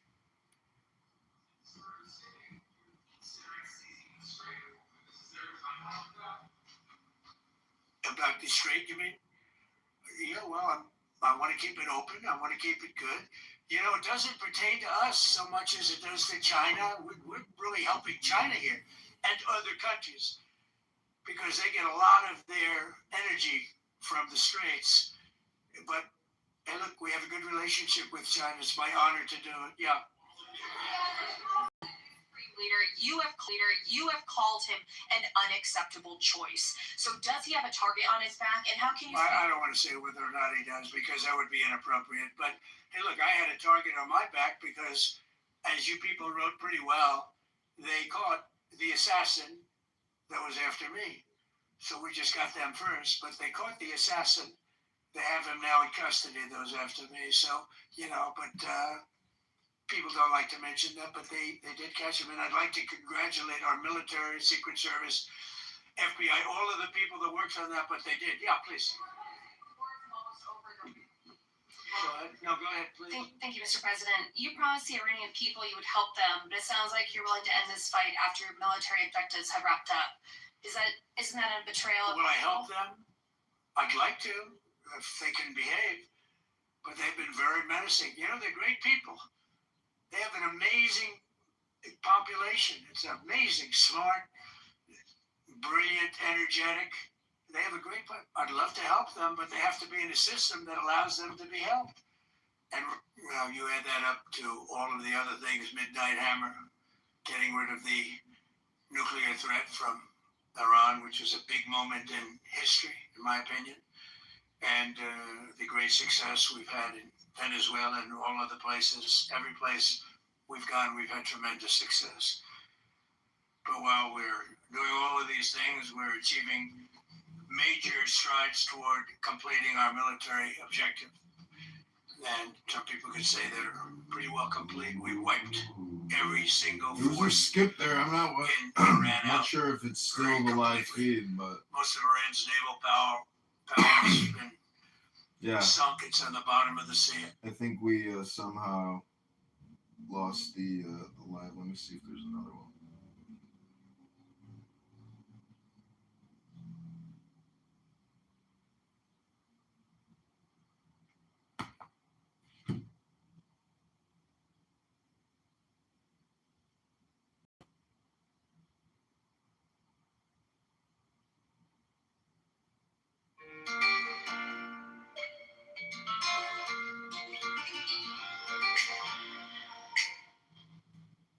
But now everybody's doing this. Watch. Doesn't matter how far you drive, doesn't matter how old your car is, doesn't matter where you live.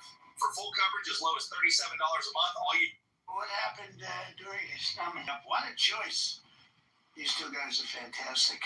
And John Ratcliffe was incredible. It was actually their genius that called us from, he was 40 miles away.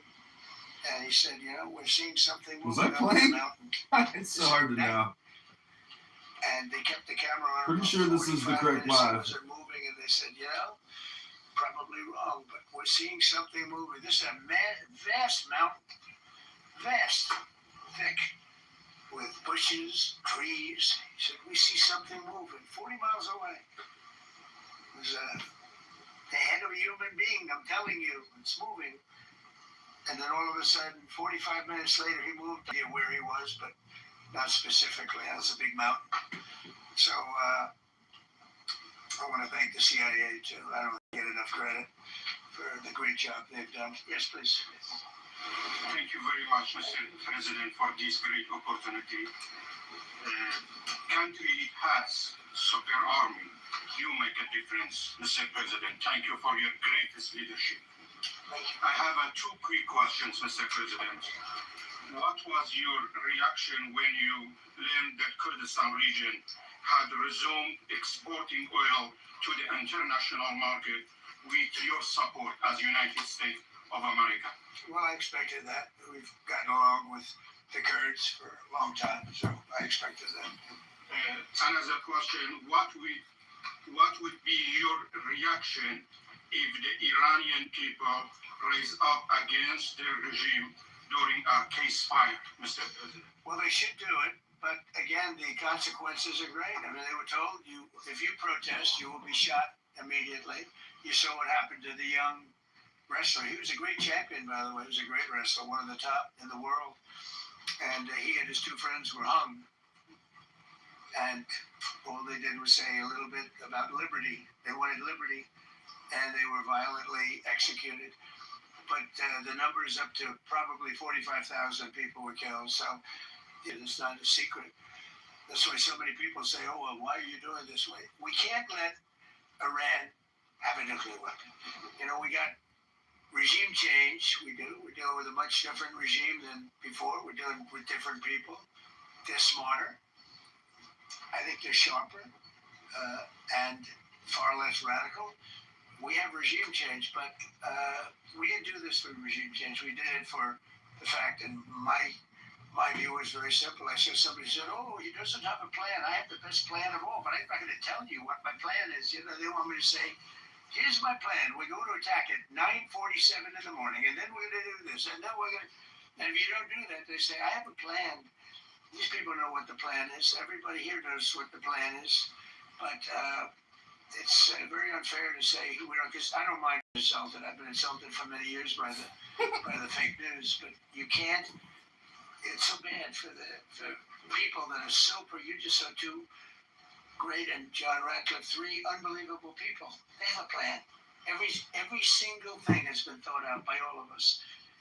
That Iranians would be mad if you stopped these attacks, but why would they want you to blow up their infrastructure, to cut off their power? Wouldn't that be punishing Iranians for the actions of the regime? They would be willing to, and it's suffering, they would be willing to suffer that in order to have freedom. The Iranians have, and we've had numerous intercepts. Please keep bombing. Bombs that are dropping near their homes. Please keep bombing. Do it.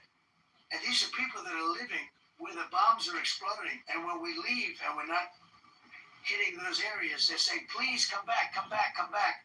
These are the people. I don't know what they do. All I can tell you is they want freedom. They have lived in a world that you know nothing about. It's a violent, horrible world where if you protest, you are shot. Remember the great woman protests where they had 400,000, 500,000 women, and they were all enthused and they were going to protest, and everybody said, oh, the regime's going to come to an end. And then all of a sudden, boom, boom, 5, 6 different areas. A woman would go down right between the eyes. They had snipers. They had 5 snipers. That's all it took. And those 400,000 or 500,000 women said, oh my God, what's that? Oh, look over there. What's that? A woman shot right between the eyes. And after 5 or 6 of them go down, then you start hearing the purr through the vast number of people. And then they said, oh my God, who would do that? And they're incredible people, but they've lived so horribly. They've lived so horribly. You know, Iran was a great country if you go back 25 years ago or so. The Persian people, they're incredible, smart, brilliant actually. And I know so many. I know coming from New York, originally I know so many people from Iran. They're incredible people, incredible energy and very, very brilliant.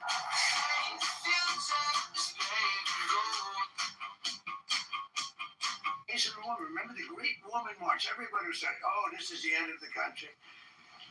And then snipers selectively picked. Every single one was shot right between the eyes from a long distance. They were on top of buildings. Nobody even knew where they were, where they're coming from. This wasn't like a machine gun, which is also very bad. They've done that too. They did that recently. This was snipers sitting on the top of buildings, aiming and hitting women. And when they see people go down, and all of a sudden there's a riot in the reverse direction, and they never came out again. And a lot of the news doesn't talk about that. They talk about, oh, women's rights. You want to see women's rights? You're not going to see it there. It's amazing when I see some of the stupid people, like, you know, AOC plus 3, all that group. They talk about, oh, freedom for Iran. They don't tell you the real facts. Women, men, gays. How about gays for Iran? They kill the gays. They throw them off buildings. So I wonder what's going on. I can only say this. They want us to keep bombing, even if it jeopardized because their life is in much greater danger. They want freedom for Iran. It's very hard for them to protest. I actually tell them, I said, don't go out. I fully understand. Nobody in this room would go out. I don't think there's any, because frankly, it's not a question of bravery. We're all brave, right? You're brave, I'm brave, we're all brave. But we're also intelligent. If you have people shooting at you, expert shots with the best rifles you can get, and hitting you right between the eyes every single time, and you're looking here and you're seeing and you're looking here, you're out of there. I don't care who it is. Fort Bear's Fox News. I know that. America's watching. Can we get back to the weekend? First off, was everyone on board with the operation, or were there people that were trying to talk you out of going through with the operation this weekend? Not everybody was on. Somebody else within? No, there was military people, very professional, that preferred not doing it. These two were totally on board, which was very important. They weren't, I would have had a little difficulty. But no, there were military people that said, you just don't do this. You don't go into the heart of a very powerful military. You know, this is, hey, you have countries and countries. You have some countries where military is not their strong suit. This whole thing is militarized like nobody's ever seen before. Half the people are wearing uniforms. We had people within the military. Usually it's not done. That's one of the reasons, I was surprised. Somebody said it's the only time it's ever been done. I said, that's not possible. But it is possible, because you're going into hundreds of thousands of soldiers along the path. I mean, look at some of the helicopters, how they got hit. So yeah, there were people within the military that said it's a wise. And don't forget, how many men did you send altogether, approximately, to the operation? I'd love to keep that a secret. Okay, well, but I will tell you, the number, I'll keep it a secret, but it was hundreds and hundreds of these people. That's pretty good. Is he central casting? But hundreds of people went into this journey. Hundreds of people could have been killed. Forget about the equipment, a lot of equipment, nobody cares. Hundreds of people could have been killed. So we had people that were within the military that said this is not a wise, and I understood that, but I decided to do it. Was there a point that they were going to, that you were thinking there's too much on the line, and somebody was saying maybe we abort this now and wait? I mean, given the resource, like the general said, it seemed like there was so much on the line here. You must have been thinking, well, this could have completely changed. So the first one, which was in many ways as dangerous as the second, I guess it gets, because we're flying over daylight. You know, we're the best at the world at night. We have goggles that we have goggles, I've tried them, they're unbelievable. I see better with the goggles at night than I see without them during daylight. I mean, daylight today, we have a beautiful day. You see just as well with goggles. In many ways, it's enhanced. So we have the best in the world. So it's much safer for us to do it at night, whereas other people, no other country has that capability. They don't have that particular piece of equipment like we do. But when I was told, flying and in daylight, I think we flew 7 hours over Iran. That's a long time. Over unbelievably hostile territory where they have nothing but weapons. We took out their anti-aircraft, which is great. We took out their radar, which is great. We took out a lot, but they still have, what hit this one was a handheld shoulder missile, heat-seeking missile. So it's not like, they're totally whatever. And they had probably a little luck, because you got to get lucky. But they shot it, and it got sucked in right by the engine. But these guys were out of there. They were great. The timing was great. But no, I was told that this is a very dangerous mission. I understood. They didn't say it's a foolish mission. They said, we're going to be sacrificing hundreds of people to do this. You have tankers that are flying over this area so that because the flight was so long, they had to refuel. It's a very dangerous mission. I just felt it was worth it. If you would have told me that we would have been successful, gotten both, and nobody was even essentially injured, I would have said that would be impossible. Yeah, Mr. President, thank you very much. Thank you, sir. Welcome back. Okay. Given that you are now dealing, you say, with a more reasonable, less extreme leadership in Iran, what does that mean for the protesters, for the human rights movement in that country after this conflict? What's your expectation? Yeah, if they assume control, if we do something and they assume control, I think it's very positive, a big step. I don't think you'd see the radicalization that you have seen in the last. Look what happened. I mean, women are being executed because they're not properly clothed, they say. They're not properly clothed, and they execute the women. They shoot them right on the street. No, you have a much different group of people. Now, I'm not saying we are dealing with them. Essentially, they have till 8 o'clock tomorrow night Eastern time. But we are dealing with them. I think it's going well. Mr. Witkoff is here. And JD's involved in the dealing. Mr. Witkoff is sitting right here, and I think it's going fine. But we'll have to see. You have to understand, we've been dealing with these people for 47 years. I'm standing here with a much more powerful Iran as of a month ago, not anymore. Right now, they are decapitated. But I'm standing here a month ago with a much more powerful Iran than it was at any point during 47 years. This should have been handled by 7 presidents, a lot of presidents. And those presidents are saying now, every one of them to their friends, we should have done this a long time ago. So it's not something I like doing.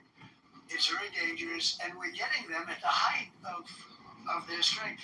If I didn't terminate the Barack Hussein Obama Iran nuclear deal, they would have had don't forget, that was a path to a nuclear weapon. Remember this. He chose Iran over Israel, pure and simple.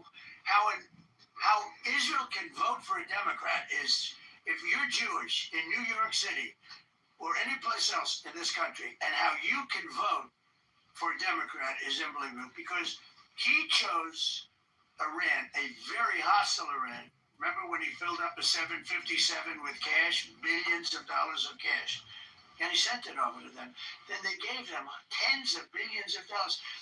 He chose Iran over Israel and really the Arab world, if you look, because, the other, Saudi Arabia, Qatar, UAE, I mean, you take a look. I mean, I can add Kuwait and I can add Bahrain, and you can add others.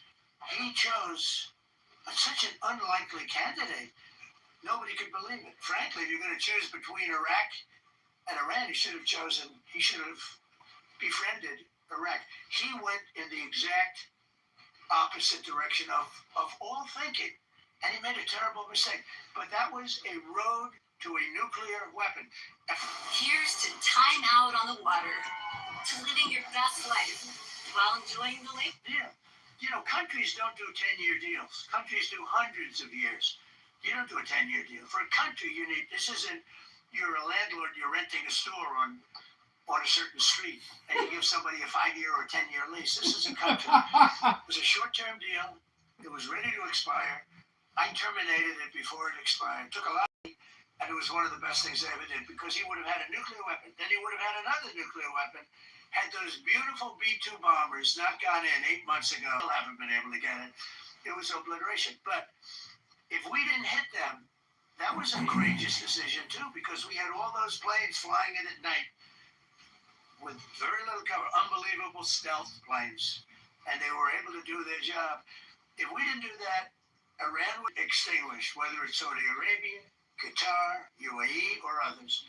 And you saw that with thousands of missiles raining down upon them. They didn't think they were going to be hit. They'd be watching us fight. And all of a sudden, UAE got hit by 1,500 missiles. He would have taken them out also. And they were powerful. If I didn't come along and terminate the Obama deal, which was terrible, the Iran nuclear deal was a road to a nuclear weapon, a big one, unlimited. Legally, I terminated it without even much thought. It was so easy. I terminated that, and then the B-2 bombers. And I did one other thing. I had killed Qasem Soleimani, who was an evil genius. And the reason I did it, I heard he was going to knock out 5 of our military bases. And had he lived, I believe we would be fighting perhaps a different Iran right now, because he's never been replaced, And I did one other, but this one was not picked up. Osama bin Laden. If you read my book, I said you got to take him out 1 year before the World Trade Center came down. So we should read the book. But you, as the president, to be a good president, I believe you have to have good instincts. And a lot of this is instinct. Yeah, please. Thank you so much for taking my question, Mr. President, last week you suggested that Europe should take the lead on reopening the Strait of Hormuz.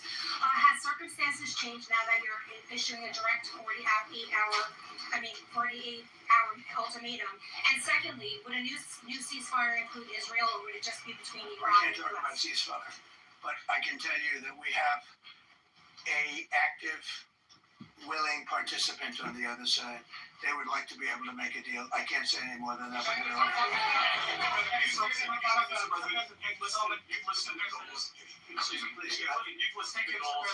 you with? My name is Diakun. I'm with the largest Kurdish media outfit, Hulda Media Network. It's based in Iraq. Mr. President, you said before that you don't want the Kurdish forces to enter Iran and be harmed. Do you still want them to stay away? Or what role do you expect them to play now? I'd rather have them stay away. I'd rather have them stay away because I think they bring with them some problems and some difficulties. And I don't think they bring death, to themselves. But I'd rather have them stay away. Thank you, Mr. President, for the question. Deliberate attacks on civilian infrastructure violate the Geneva Conventions and international law. I'm with the New York Times. Zolan from the New York Times. Are you concerned? Circulation way down at the New York Times. Are you concerned that your threat to bomb power plants and bridges? No. I hope I don't have to do it. But again, I just said 47 years they've been negotiating with these people. They're great negotiators, and because they're not going to have a nuclear weapon.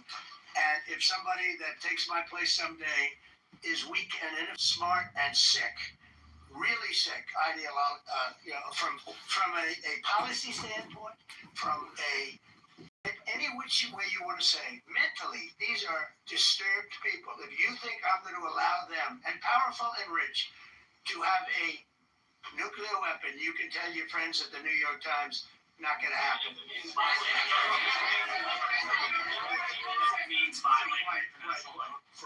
You no longer have credibility at the New York Times because the New York Times said, Trump won't win the election, and I won in a landslide. I won every swing state. New York Times said, Trump won't win the election. New York Times has no credibility. The credibility they have is it used to be all the news that's fit to print. The old gray lady, it was great, but they're running on past fumes, and you can't keep doing that. You have to be able to give the correct news. And people like you, who I know, are fake. You're fake. Go on, please. Your messaging on the war has moved from the war is coming to an end to war going to be bombing Iran to the Stone Ages. And we've heard a range of those kind of messages. So which is it? Are you winding this down? Are you escalating? I can't tell you. I don't know. I can't tell you. It depends what they do. This is a critical period. They have a period of, till tomorrow at 8 o'clock. I gave them an extension. They asked for an extension of 7 days, right? I said, Steve, give them 10 days. 10 days is up actually today, so I gave them 11, I guess, indirectly. I thought it was inappropriate the day after Easter. I want to be a nice person. They have till tomorrow. Now we'll see what happens. I can tell you they're negotiating, we think, in good faith. We're going to find out. We're getting the help of some incredible countries that want this to be ended because it affects them also. A lot of people are affected by this, but we're giving them till tomorrow, 8 o'clock Eastern time, and after that, they're going to have no bridges, they're going to have no power plants. Stone Ages, yeah. Stone Ages. CNN fake news. Are you willing to make a deal that does not include reopening the Strait of Hormuz, or is that now a top priority? I would say it's a very big priority because, that's one thing that's a little different than other than we can bomb the hell out of them, we can knock them out for a loop. But to close the strait, all you need is one terrorist that somehow has a truck loaded with, because you can carry them in trucks, large trucks, a water mine, drop them in the water, And now you tell people that own ships that cost $1 billion to don't worry about the mine. You can do that even just by saying we put mines in the water. So it's not like the rest. We can knock out their military. We already have. We've knocked out their Navy. We've knocked out their Air Force completely. We knocked out 158 ships in 3 days. We've knocked out even their mine droppers. They don't have any mine droppers anymore, but they put them on other boats and they could drop them. I'm not even sure they have any mines there, by the way. I'm not sure. I'm personally, they say there might be 8. I don't know. I think there might be none because they're very good bullshit artists. That's why for 47 years they've been bullshitting other presidents and they haven't done the job. And people are living in hell. You live in that country, they're living in hell. No, I think that 47 years of this stuff is long enough. They're at the weakest point they've ever been. They have no problem we have in our negotiation is that they can't communicate. I said to Steve, what are they saying? Sir, they can't communicate. They have no method of communication. So we're communicating like they used to communicate 2,000 years ago with children, bringing a note back and forth. They have no communication. But all I want to see is I want to have a safe world, and you're not going to have a safe world. Israel will be gone, the Middle East will be gone, and then they're coming for Europe. And I have to tell you, I'm very disappointed in NATO, very. I think that NATO, I think it's a mark on NATO that will never disappear in my mind. You know, they're coming to see me on Wednesday, they're going to say, oh, we'll do this, we'll do that. Now they all of a sudden want to send things, you know. But they said it loud and clear at the beginning when I spoke to UK of all. I would have said they would have been there first because they're the oldest. And I say, yeah, I'd love to have a little help. He said, no, sir, we'd rather wait till you win. I said, I don't need help after we win. They have 2 old broken aircraft carriers, barely work. I said, I guess we can use them. Who the hell knows? I called the general. He didn't even want them. He said, we don't really need them. We got the SS Abraham Lincoln, sir. We don't need them. Do you know, we have, in terms of technology, we had one day 101 missiles going at 2,700 miles an hour aimed at the Abraham Lincoln. 101 missiles.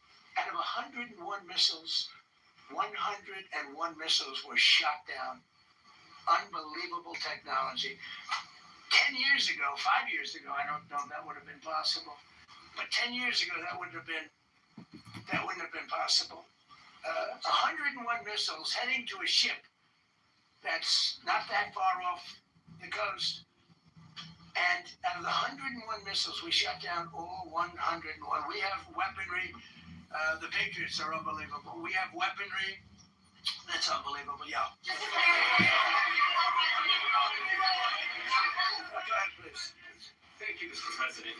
You said earlier today during the egg roll that we would like to take Iran's oil, but the Americans want U.S. forces home. Correct. What's that trade-off? I had my choice. If I had my choice, yeah. Because I'm a businessman first. With Venezuela, as you know, the war was over in about 45 minutes. And we have great people running Venezuela, very good people. I mean, the relationship is good. And we are a partner with Venezuela. And we've taken hundreds of millions of barrels, hundreds of millions. Over 100 million barrels already is in Houston, refined and out. And paid for that war many, many times over. Many times. And you know, the old days, to the victim. Okay? You know that. To the winner belong the spoils. Go the spoils. And I've said, why don't we use it?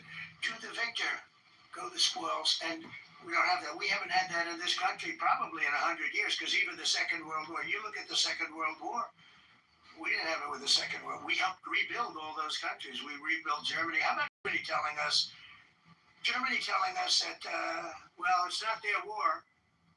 We had nothing to do with it. They wanted me to go and tell them, but to the victor belong the spoils. So we haven't heard that in, I think, maybe hundreds of years. Now with Venezuela, and we just so you understand, the people of Venezuela, they say if I ran for president of Venezuela, I'm polling higher than anybody in Venezuela. I got to run for president.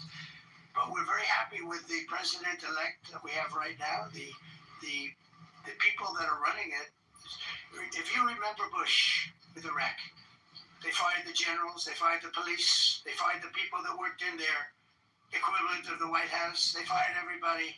And you know what they had? They had a mess. And you know what happened? ISIS formed. Those generals and those soldiers got together. The police got together. They all got together. They formed ISIS. Not going to happen with us. So Venezuela's been an incredible situation. We went in. We were very successful. Military power like nobody's ever seen. The general, Venezuelan general, said, I was on this site. I said, I've never seen ferocity like that. I've been doing this for 40 years. He said, I've never seen it. They hit us from 17 different, they were all set. They saw that big, beautiful aircraft carrier, the Ford in that case, and planes were pouring off it at 1 o'clock in the morning. So typically when you see that late at night, you know, you could be in trouble, right? And we were all ready. They had their equipment. It was Russian. And they had Chinese equipment. It was all set. They were going to give us a fight. He said, and then they came at speeds like we've never seen. And they came at 17 different angles. The general and his people, that was a lot of angles. They hit them from every angle. He said, we knew it was over in 3 minutes. We were waiting for them. Their equipment didn't work. And there's a reason it didn't work. Someday we'll explain that to people. They pressed the button, nothing happened. They pressed it again and again, nothing happened. And he said, we knew this whole thing was over in 3 minutes. We've never seen any, he used the word ferocity. The ferocity of these planes from 17 different angles, and it was over. They went inside. And remember, that was on a military base with thousands of soldiers. And those soldiers looked and they said, get the hell out of here. Thousands, we didn't have thousands. We had like 200 people. So, we have a great military, and I'll tell you what, somehow this rescue captured the world's attention, more so than normally. You're talking about two people, but this rescue captured the world's attention, but we did it in Venezuela. That was amazing, and now we have a very bad man in prison and going to trial. I mean, he released, aside from the drugs, which he was terrible, Maduro released hundreds of thousands of people from jails into our country. Drug dealers, murderers, the worst people in the world were released into our country because we had a stupid president who probably didn't know, and we had a border czar who never went to the border and never once called our great border patrol agents, right? Not once, Kamala. She never called the border patrol. She never said, how we do? I used to call the border patrol guys every day. You can ask them, Paul, ask any one of them. Brandon, ask him all the time, how are we doing? And we now, I'm proud to say, have a totally sealed border. 9 months, nobody is coming through our border. And nobody even tries because they know they're not going to get through. So we don't have caravans anymore. So maybe 1 or 2 more and we'll be done. Are you allowed to, or What about us judging? is that something you're I'd rather do that than let them have a run. Why shouldn't we? We're the winner. We won. Okay. They are militarily defeated. The only thing they have is the psychology of, oh, we're going to drop a couple of mines in the water, all right? No, we have a concept where we'll charge tolls, okay? I thought you meant us. Your question would have been more accurate if you said us. And so just to clarify, in order for Iran to successfully meet their deadline tomorrow, do they have to make a deal, open the strait, or both? We have to have a deal that's acceptable to me. And part of that deal is going to be, we want free traffic of oil and everything else. Thank you very much. You said glory be to God in this conflict. Do you believe that God supports the United States' actions in this? I do, because God is good, because God is good, and God wants to see people taken care of. God doesn't like what's happening. I don't like greatly. Is that easier to do as a millionaire? We maxed out our credit cards. people say, oh boy, they're so tough. I don't like seeing people killed. I've ended 8 wars. Nobody's ever done it. The person who won the Nobel Prize came to me and said, you deserve the Nobel Prize. She announced that. When they announced, they said, goes to Maria. She's a great person, really a good person. She said, no. This is ridiculous. They gave me the Nobel Prize. President Trump aimed at 8 wars. I could go over every one of them, including India and Pakistan, where the Prime Minister of Pakistan said President Trump saved from 30 to 50 million lives. That makes me much happier than what we're doing right now. That makes me much happier. We have one more to end, by the way.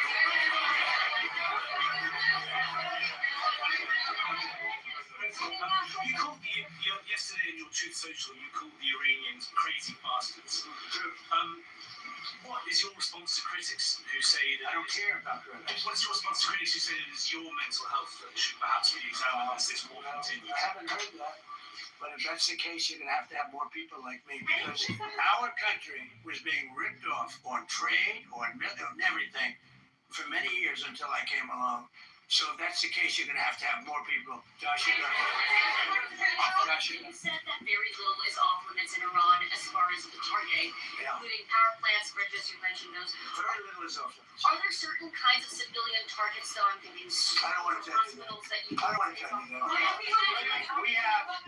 We have a plan, because of the power of our military, where every bridge in Iran will be decimated by 12 o'clock tomorrow night, where every power plant in Iran will be out of business, burning, exploding, and never to be used again. I mean, complete demolition by 12 o'clock. And it'll happen over a period of 4 hours if we wanted to. We don't want that to happen. If I ever do this again, that's going to be the head of my Joint Chiefs of Staff. We worked it that way, didn't we? And it's amazing. We took out ISIS. We defeated ISIS in 4 weeks. I was told it would take 4 years. I flew to Iraq to find out with the greatest equipment in the world why would it take 4 years. And he told me, sir, it won't. It'll take 4 weeks and you have time left over. And that's exactly what happened. So, operating off of 7th century communication networks, having little children pass notes to the fucking intelligence that's running the network. So we have a failure to communicate. Yeah, what's the deal, though? The tomorrow. 8 Means what? Opening the straits? Compliance means whatever compliance means to Trump. That's what it means. He said it. I don't get it. So what are we getting? Well, you just heard him say that back in the day, we would get the money. That deal. What are we getting? It's undefined. And undefinable that the fog of war and the gray zone is where it's at. So we can come up a little bit, and now we're back to the stuff on social media. We were talking about Iran, and basically what she was saying is, she said, all the people who make these comments about what Trump's doing about Iran, they're not thinking logically. Because I just want to know, what are we getting from it? What are we getting? Let me get it out. Well, no, I don't want to hear about your threat. Let me get it out. Listen, do me a favor, Chris. Start with the answer. Why we can hear your why can't I? A lot of people.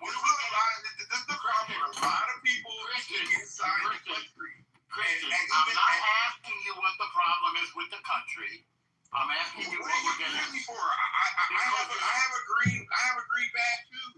That's awesome. What are we getting from Iran? You shut up? No, I can't shut up. What are we getting from Iran? Oh my God. Let me know when he's done talking, and I will talk once he's done talking. If you have an answer, just do me a favor. I have an answer. You won't shut up. No, it's not me. It's you. What are we getting? You won't shut up. You think what you're saying. Okay. All right. Thank you. You think what you're saying. No, I want to know the answer to the question. No, I want to know the answer. These are the types of folks who shouldn't talk about. Let me keep it simple for you. Let me keep it simple for you. Are we getting anything from Iran? Yes or no? Are we? No answer. Okay. I'll take that as a no. I'll wait until you shut up. It's okay. You have your chance. If you decide to change your mind, please let us know. Arash, welcome to the stage. How you doing? What's up, y'all? How you doing? Arash. How you doing, Arash? What are we getting from Iran? We're getting a lot of things. You want Iran to have a nuclear bomb? You're the right? You want them crazy motherfuckers to have a nuclear bomb? I'm asking you, what do we get in this deal? You're gonna get that they don't have a nuclear bomb. Okay, do they agree to that? Well, he's working on it, right? Oh, so we don't get anything yet. He's working on trying, is he not? So we're getting nothing so far. Well, that's the most important thing, bro. Yeah, man, we're not getting. You can't trust these crazy people with a nuclear bomb. So are we getting that? Yeah, Trump called me last night. He told me, yeah, he's getting that. Okay. I'm saying that's what the most important thing is. Are we getting it? I hope so. So in other words, we've gotten nothing. So far, no. Okay, that was my answer. Yeah. Thank you. So far, no. But Thank you at for the being same time, honest. they've crushed the they don't have bullshit military. I agree. So but the only thing is that people of Iran, and innocent people like every country, they're hoping for that 1% chance that maybe out of all this crazy shit, they can maybe just have a regular life. But Trump's not doing it for the people of Iran. But you can't have a regular life because they have a bad government in charge. Well, that's what I'm saying. Out of all this shit, they're hoping for that 1%. That's something we all know. Right? The question is, they should not have a nuclear bomb. Well, we know that. The question is, if they agree to that. And the answer is no. Even if they agree, they're fucking liars. So we're not getting anything, are we? Yeah. You can't have an agreement with crazy people. Okay. Can you? That's what Trump wants. He wants an agreement with crazy people. He's trying. He's trying. He's trying to do what you and I just did. He's trying to do what you and I just did cannot be done. Yeah, it cannot be done. Yeah. So why? He has to try. He has to try. The country, the U.S. president, he has to try. So he says, listen, I tried. This is why I did this. He has to try. He did try. He is trying, but it's not going to fix anything. You can't have a deal with crazy motherfuckers. Well, I agree with you on that. Yeah. So far what I'm hearing is, I guess they say they're going to open the Strait of Hormuz, which was open before. That's up to us if the Strait of Hormuz is going to be open or not. Well, I thought that's what the deal is. Yeah, no, well, it's not up to them. It's up to us. But the biggest thing for us, they have minds. No, it's not their bullshit. What are they going to do? They're going to attack the boats. They're going to tax the boats, right? Yeah. 1 or 2 or 3, but if we want, we're not going to let anybody go through. It's not up to them. They don't have anything. They have no navy. They have no bullshit. They have no military. They have nothing. It's up to us, right? So anything that happens over there is politics. John, what's the substance of this agreement? There's no agreement. There is no agreement. No agreement. This was a press conference for Trump to make an ultimatum on a Sunday to capture the world's attention. He talked shit about NATO. He said he was disappointed in Great Britain. Disappointed. 100%. And so, yeah, this was Trump trying to communicate. I tried to be a good person. I tried to be a good person. I tried to just make a deal. But these guys are crazy motherfuckers. So if he's going to make an action, which I hope so, he does, right? Then he can say, listen, I tried for 2 or 3 months. These guys didn't. It's been over 6 months. Yeah, they didn't cooperate. It's been over 6 months. Yeah, they didn't cooperate. Done. No. But once again, Iran is not going to change until, I don't want to say it, but until there's boots on the ground. Because these Ayatollah, you kill one of them, 5 others not going to change until, I don't want to say it, but until there's boots on the ground. Because these Ayatollah, you kill one of them, 5 other motherfuckers come up, right? So once again, it's not about the people of Iran, but I look at it that way as well, right? So I don't know, man. But Trump's doing what he's got to do, and he's smart. He's game, and I love him, and he's doing the right thing. We'll see what happens. Those are nice words, but I don't see any deal here. Well, you don't have to see it. He knows, maybe. Well, I don't see it. You don't see it, and you want to know what? Well, me and you are nobody. He knows other people. Speak to yourself. I'm somebody. Well, listen, but nobody. Listen, we're regular people, right? No. No, okay. Maybe Trump calls you before he makes a decision, but not me. Right? I'm not asking for a phone call. I'm asking for a deal. You're asking for a deal. Can I ask who are you? Yes. My name is in my profile. I see it. Okay, who are you? What do you mean?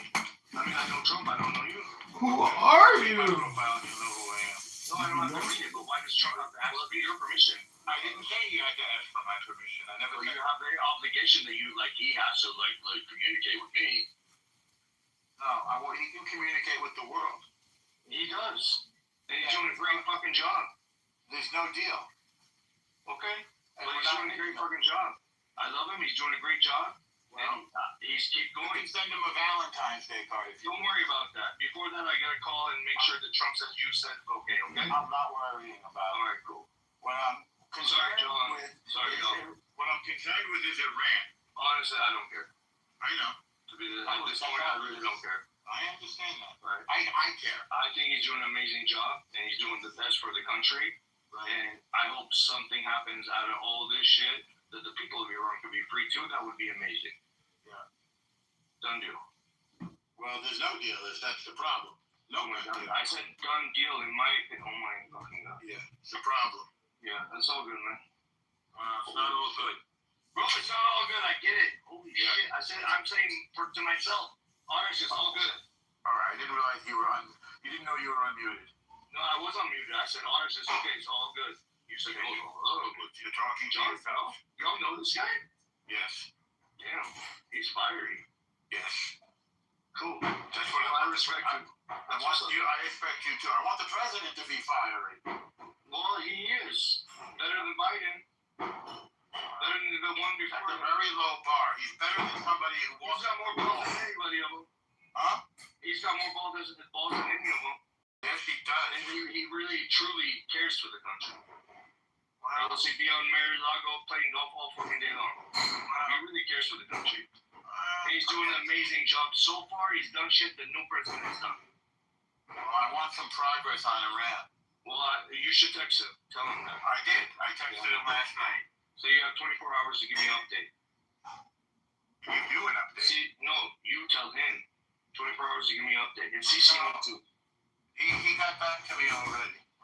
That's what's up. Want me to read what he wrote? No, I really don't care. But I think me and you are saying the same thing, but you're aggressive, I'm aggressive, so it's all good. I'll tell you what he wrote. We're on the same page. I'll tell you what he wrote. No, I don't want to know. I don't know. Well, I tell the other. I don't want to know. Okay, you can mute up. Ask them if they don't want to. If they want. Every single day, I will be fighting for you with every breath in my body. For you? I will. To me, I will not rest until we have delivered the strong, safe, and prosperous America that our children deserve and that you deserve, President Trump. This will really be the age of So he America. takes you this. Yeah, Personally. Wow. So, I'll there's some progress. Damn. John, man, at least I didn't know we had this kind of situation. I looked Trump. Right. Obama follows me too. Fuck Obama. Well, I don't roll that way. My opinion. You know how many million dollars he gave to this Iran? That's why I say fuck you, Obama. Too many. Yeah. And did they use one penny for the people of Iran? They used it to spread terror. Exactly. So, fuck Obama. I love him. He's a good people too, but fuck him for doing that shit. Fuck him. If one dollar of that money went to the people of Iran, I wouldn't say this. But you can't deal with crazy motherfucking terrorism motherfuckers like this. You can't deal with them. These people need to be taken out. That's what I was hoping he would do. Yeah, that's what I hope he's gonna do too. You can't deal with terrorists, bro.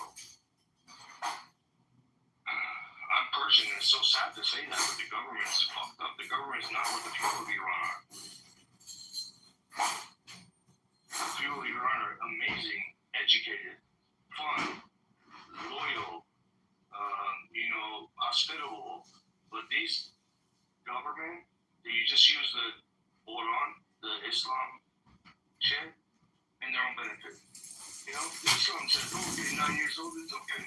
They do whatever the fuck they want. Yeah, he said he has a. Kids come to Canada, they go to Swiss, they go party all day long. He said Trump says he has a formula, and his formula, he believes, that an internal promotion, the same way you run a corporation, do you bring in an outside executive consultant, or do you bring in somebody from the inside that knows the culture, knows the organization for 10, 20 years? So that's what he's referring to, is that this blustering threat may emerge. He's not happy with the Ayatollah's clone, in the same way that Pyongyang clones his child. The next thing you know, you get the same spitting branded image. He's not happy with that, but 100%. we'll see what happens. The people of Iran, inside and outside of Iran, they're calling one person's name, right? I'm not saying he's good. I'm not saying he's bad. We have a lot of amazing Persian people inside of Iran. They could be amazing presidents or whatever, right? But the people of Iran are calling one person, which is the Shah's son. Okay. That's the only name. They're not calling my name. They're not calling Bill's name. They're not calling John. Yeah, we get it. We understand. We understand how branding and marketing and all these things work. But again, yeah, he's got a brand. The Shah of Iran has name brand recognition. He's a name. Listen, his dad spoke 20 languages. He flew jets. He was educated. He went to France. They have, in the world, they're very respected. Okay, I'm not saying he was good or bad. None of my business. But I heard that they met many times. Okay, but it's very hard to put him in position because these people are terrorists. That's for the people inside of that country, whatever country it is, right? The people inside of that country, I hope they get what they deserve, So tomorrow, he said it during his press today. He says, as a matter of fact, as I'm speaking to you right now, we are attacking them right now. So. Oh, I didn't hear that. I was in the casino. Sorry. I didn't hear that. No, I don't know what he was referring specifically to. Trump's head, right? Wait, who John? Nobody. Trump said that today during the presser, that as he is speaking, he is actively attacking them at some facility. So he said that he's attacking Iran. Wait a second. Hang on a second. He said that we're attacking Iran right now? Yes. John? Yes. John? For the fourth time, Trump said during the presser today, actually, as I am speaking to you right now, we are attacking them right now. I hope so. I didn't know that. I didn't hear that part. I didn't hear that either, but I hope so. Because when a terrorist organization, which is the government of Iran, puts a bounty on the president of America, these people are non-negotiable. We need to take that organization out. The Iranian government needs to go. They're a threat to everybody in the world, right? But the balls to say that to Trump. I hope he did, and I hope these motherfuckers leave because I love Trump, and he has the balls. I love it. But you can't talk to the U.S. military. I do know that the Iranian people love Trump, and the Israeli people love Trump. Yeah. So I hope the American people love him as much as the people from other countries. 50-50, from what I'm seeing. Yeah, unfortunately. Yeah, I'm in Arizona, I'm in Scottsdale, so Republican city, but here a lot of people, everybody loves Trump, but from what I'm seeing, I mean, there's a lot of crazy shit happening in our own country, Like, who are these people? Where'd they come from? You know what I'm talking about.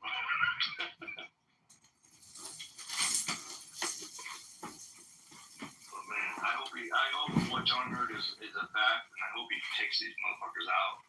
I love fucking Trump. He's doing the best for the country, and I really feel he's doing it from the bottom of his heart. He doesn't need the money or anything.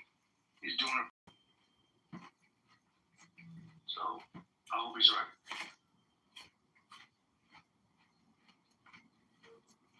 Engage in his war, and this is not a Barack Hussein Obama war. This isn't even a George Bush war. This is a Donald Trump war, where to the victor goes the spoils. The press agent says, "Do you think it's okay for Iran to continue doing the tolls?" He says, "Oh yeah."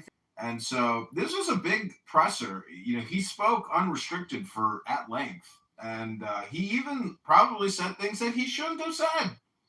He was talking about a secret weapon that we used in Venezuela. we have some type of secret EMP weapon.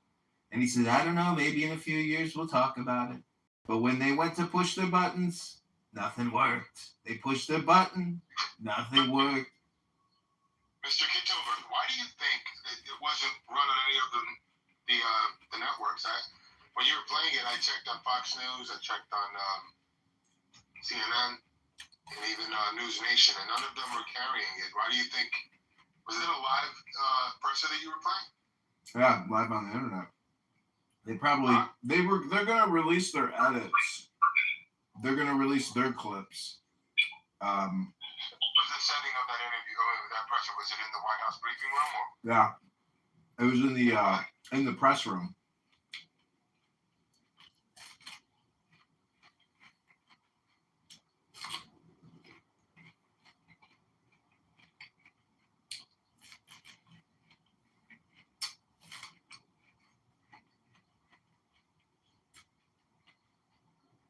I had no idea that this press event was even happening until that guy Joe Hero. I said, what are you doing today? And he goes, I'm watching Trump do a live press conference right now. I said, really?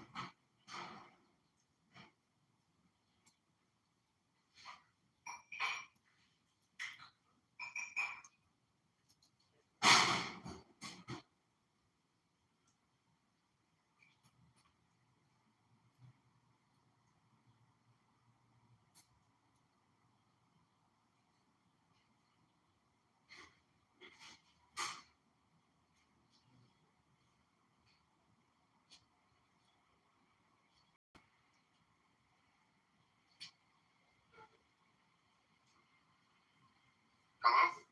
Is this room active? Hello? Yeah, we're bombing Iran. We're bombing Iran right now? Yeah, Are you serious? according to John. Did they announce it? Because, what's his name? Trump, Marco Rubio, J.D. Vance, and I think another one all met at the White House today. Or yesterday. Saw that. It's not a major one, though. I think it's a little nudge. That's what Don said. I didn't hear it. John, you think it's right?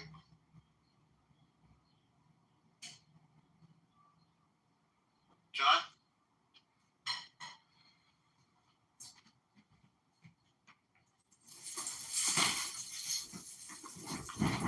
Yeah, I don't know what he was referring to specifically. It was some type of facility or something. We're hitting some kind of facility? That's what he said as he was speaking. He said, right now. And he looked over to Secretary Hegseth, so. I'm not getting it on any of my intelligence feeds. He could have been talking about something else, but I didn't mishear him, or like he said actively not in terms of like a massive strike, but it was some type of coordinated specific attack. And he said if they don't come into compliance by 8 a.m. Eastern Standard Time tomorrow, he said that's it. He says we're sending them back to the Stone Age, and he said they requested 7 days. He said I said give them 10. And we got Steve Witkoff right here. And Steve says, sir, they have no ability to communicate. They have no communication response system. They're passing notes in secret with children. They can't communicate with us. So this was Trump's message to them, to the world. What does compliance mean in this case?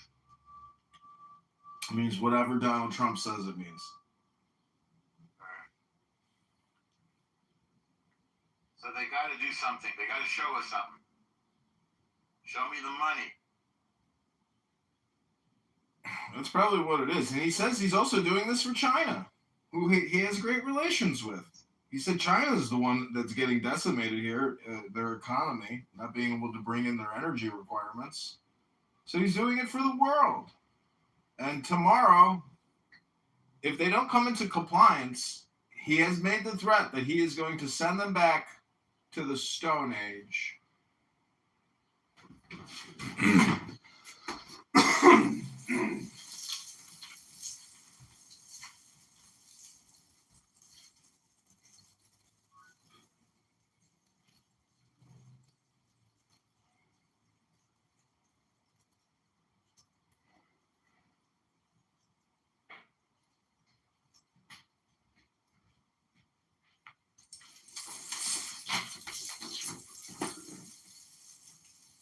He also said that the USS Abraham Lincoln had hundreds and hundreds and hundreds of rockets shot at it, and the technology on the ship is so advanced they were able to eliminate 100% of all incoming rocket strikes.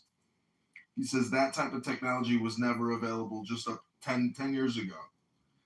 He criticized Obama to a very high degree.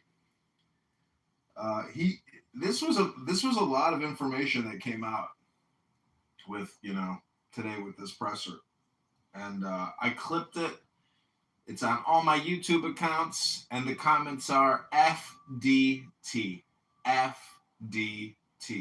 FDT. That's what Trump has a way of triggering people. It's unbelievable. That is true. He's the rage baiter in chief. Yep. He just, today is a difficult day for many, many people. And, it's a you problem because, as Trump said, 7 presidents have kicked this can down the road, and Trump is not a can kicker. He's a project manager. He's a construction manager. He understands timelines, and as you heard, he speaks like a developer. Oh, we're 7 weeks ahead of schedule. Excellent. Now we have 4 more additional weeks to do this. The man is your worst enemy. He is the destroyer of your union. Oh, you want to take it a day at a time, huh? Well, DJT does not sleep. DJT is a very hardworking, well-organized person. And guess what? The New York Times calls him out on his mental health. And he says, well, I haven't heard that one yet. So he's not easily rage-baited himself. And he frames everything in terms of his political victory. It's just incredible to watch him speak because it is like a clubhouse room. That is his clubhouse life. That is his house. That is his room. And he brings the people in, and it's just like a clubhouse room. And people respect him. And when he's speaking, nobody interrupts him. It's just incredible to watch him communicate.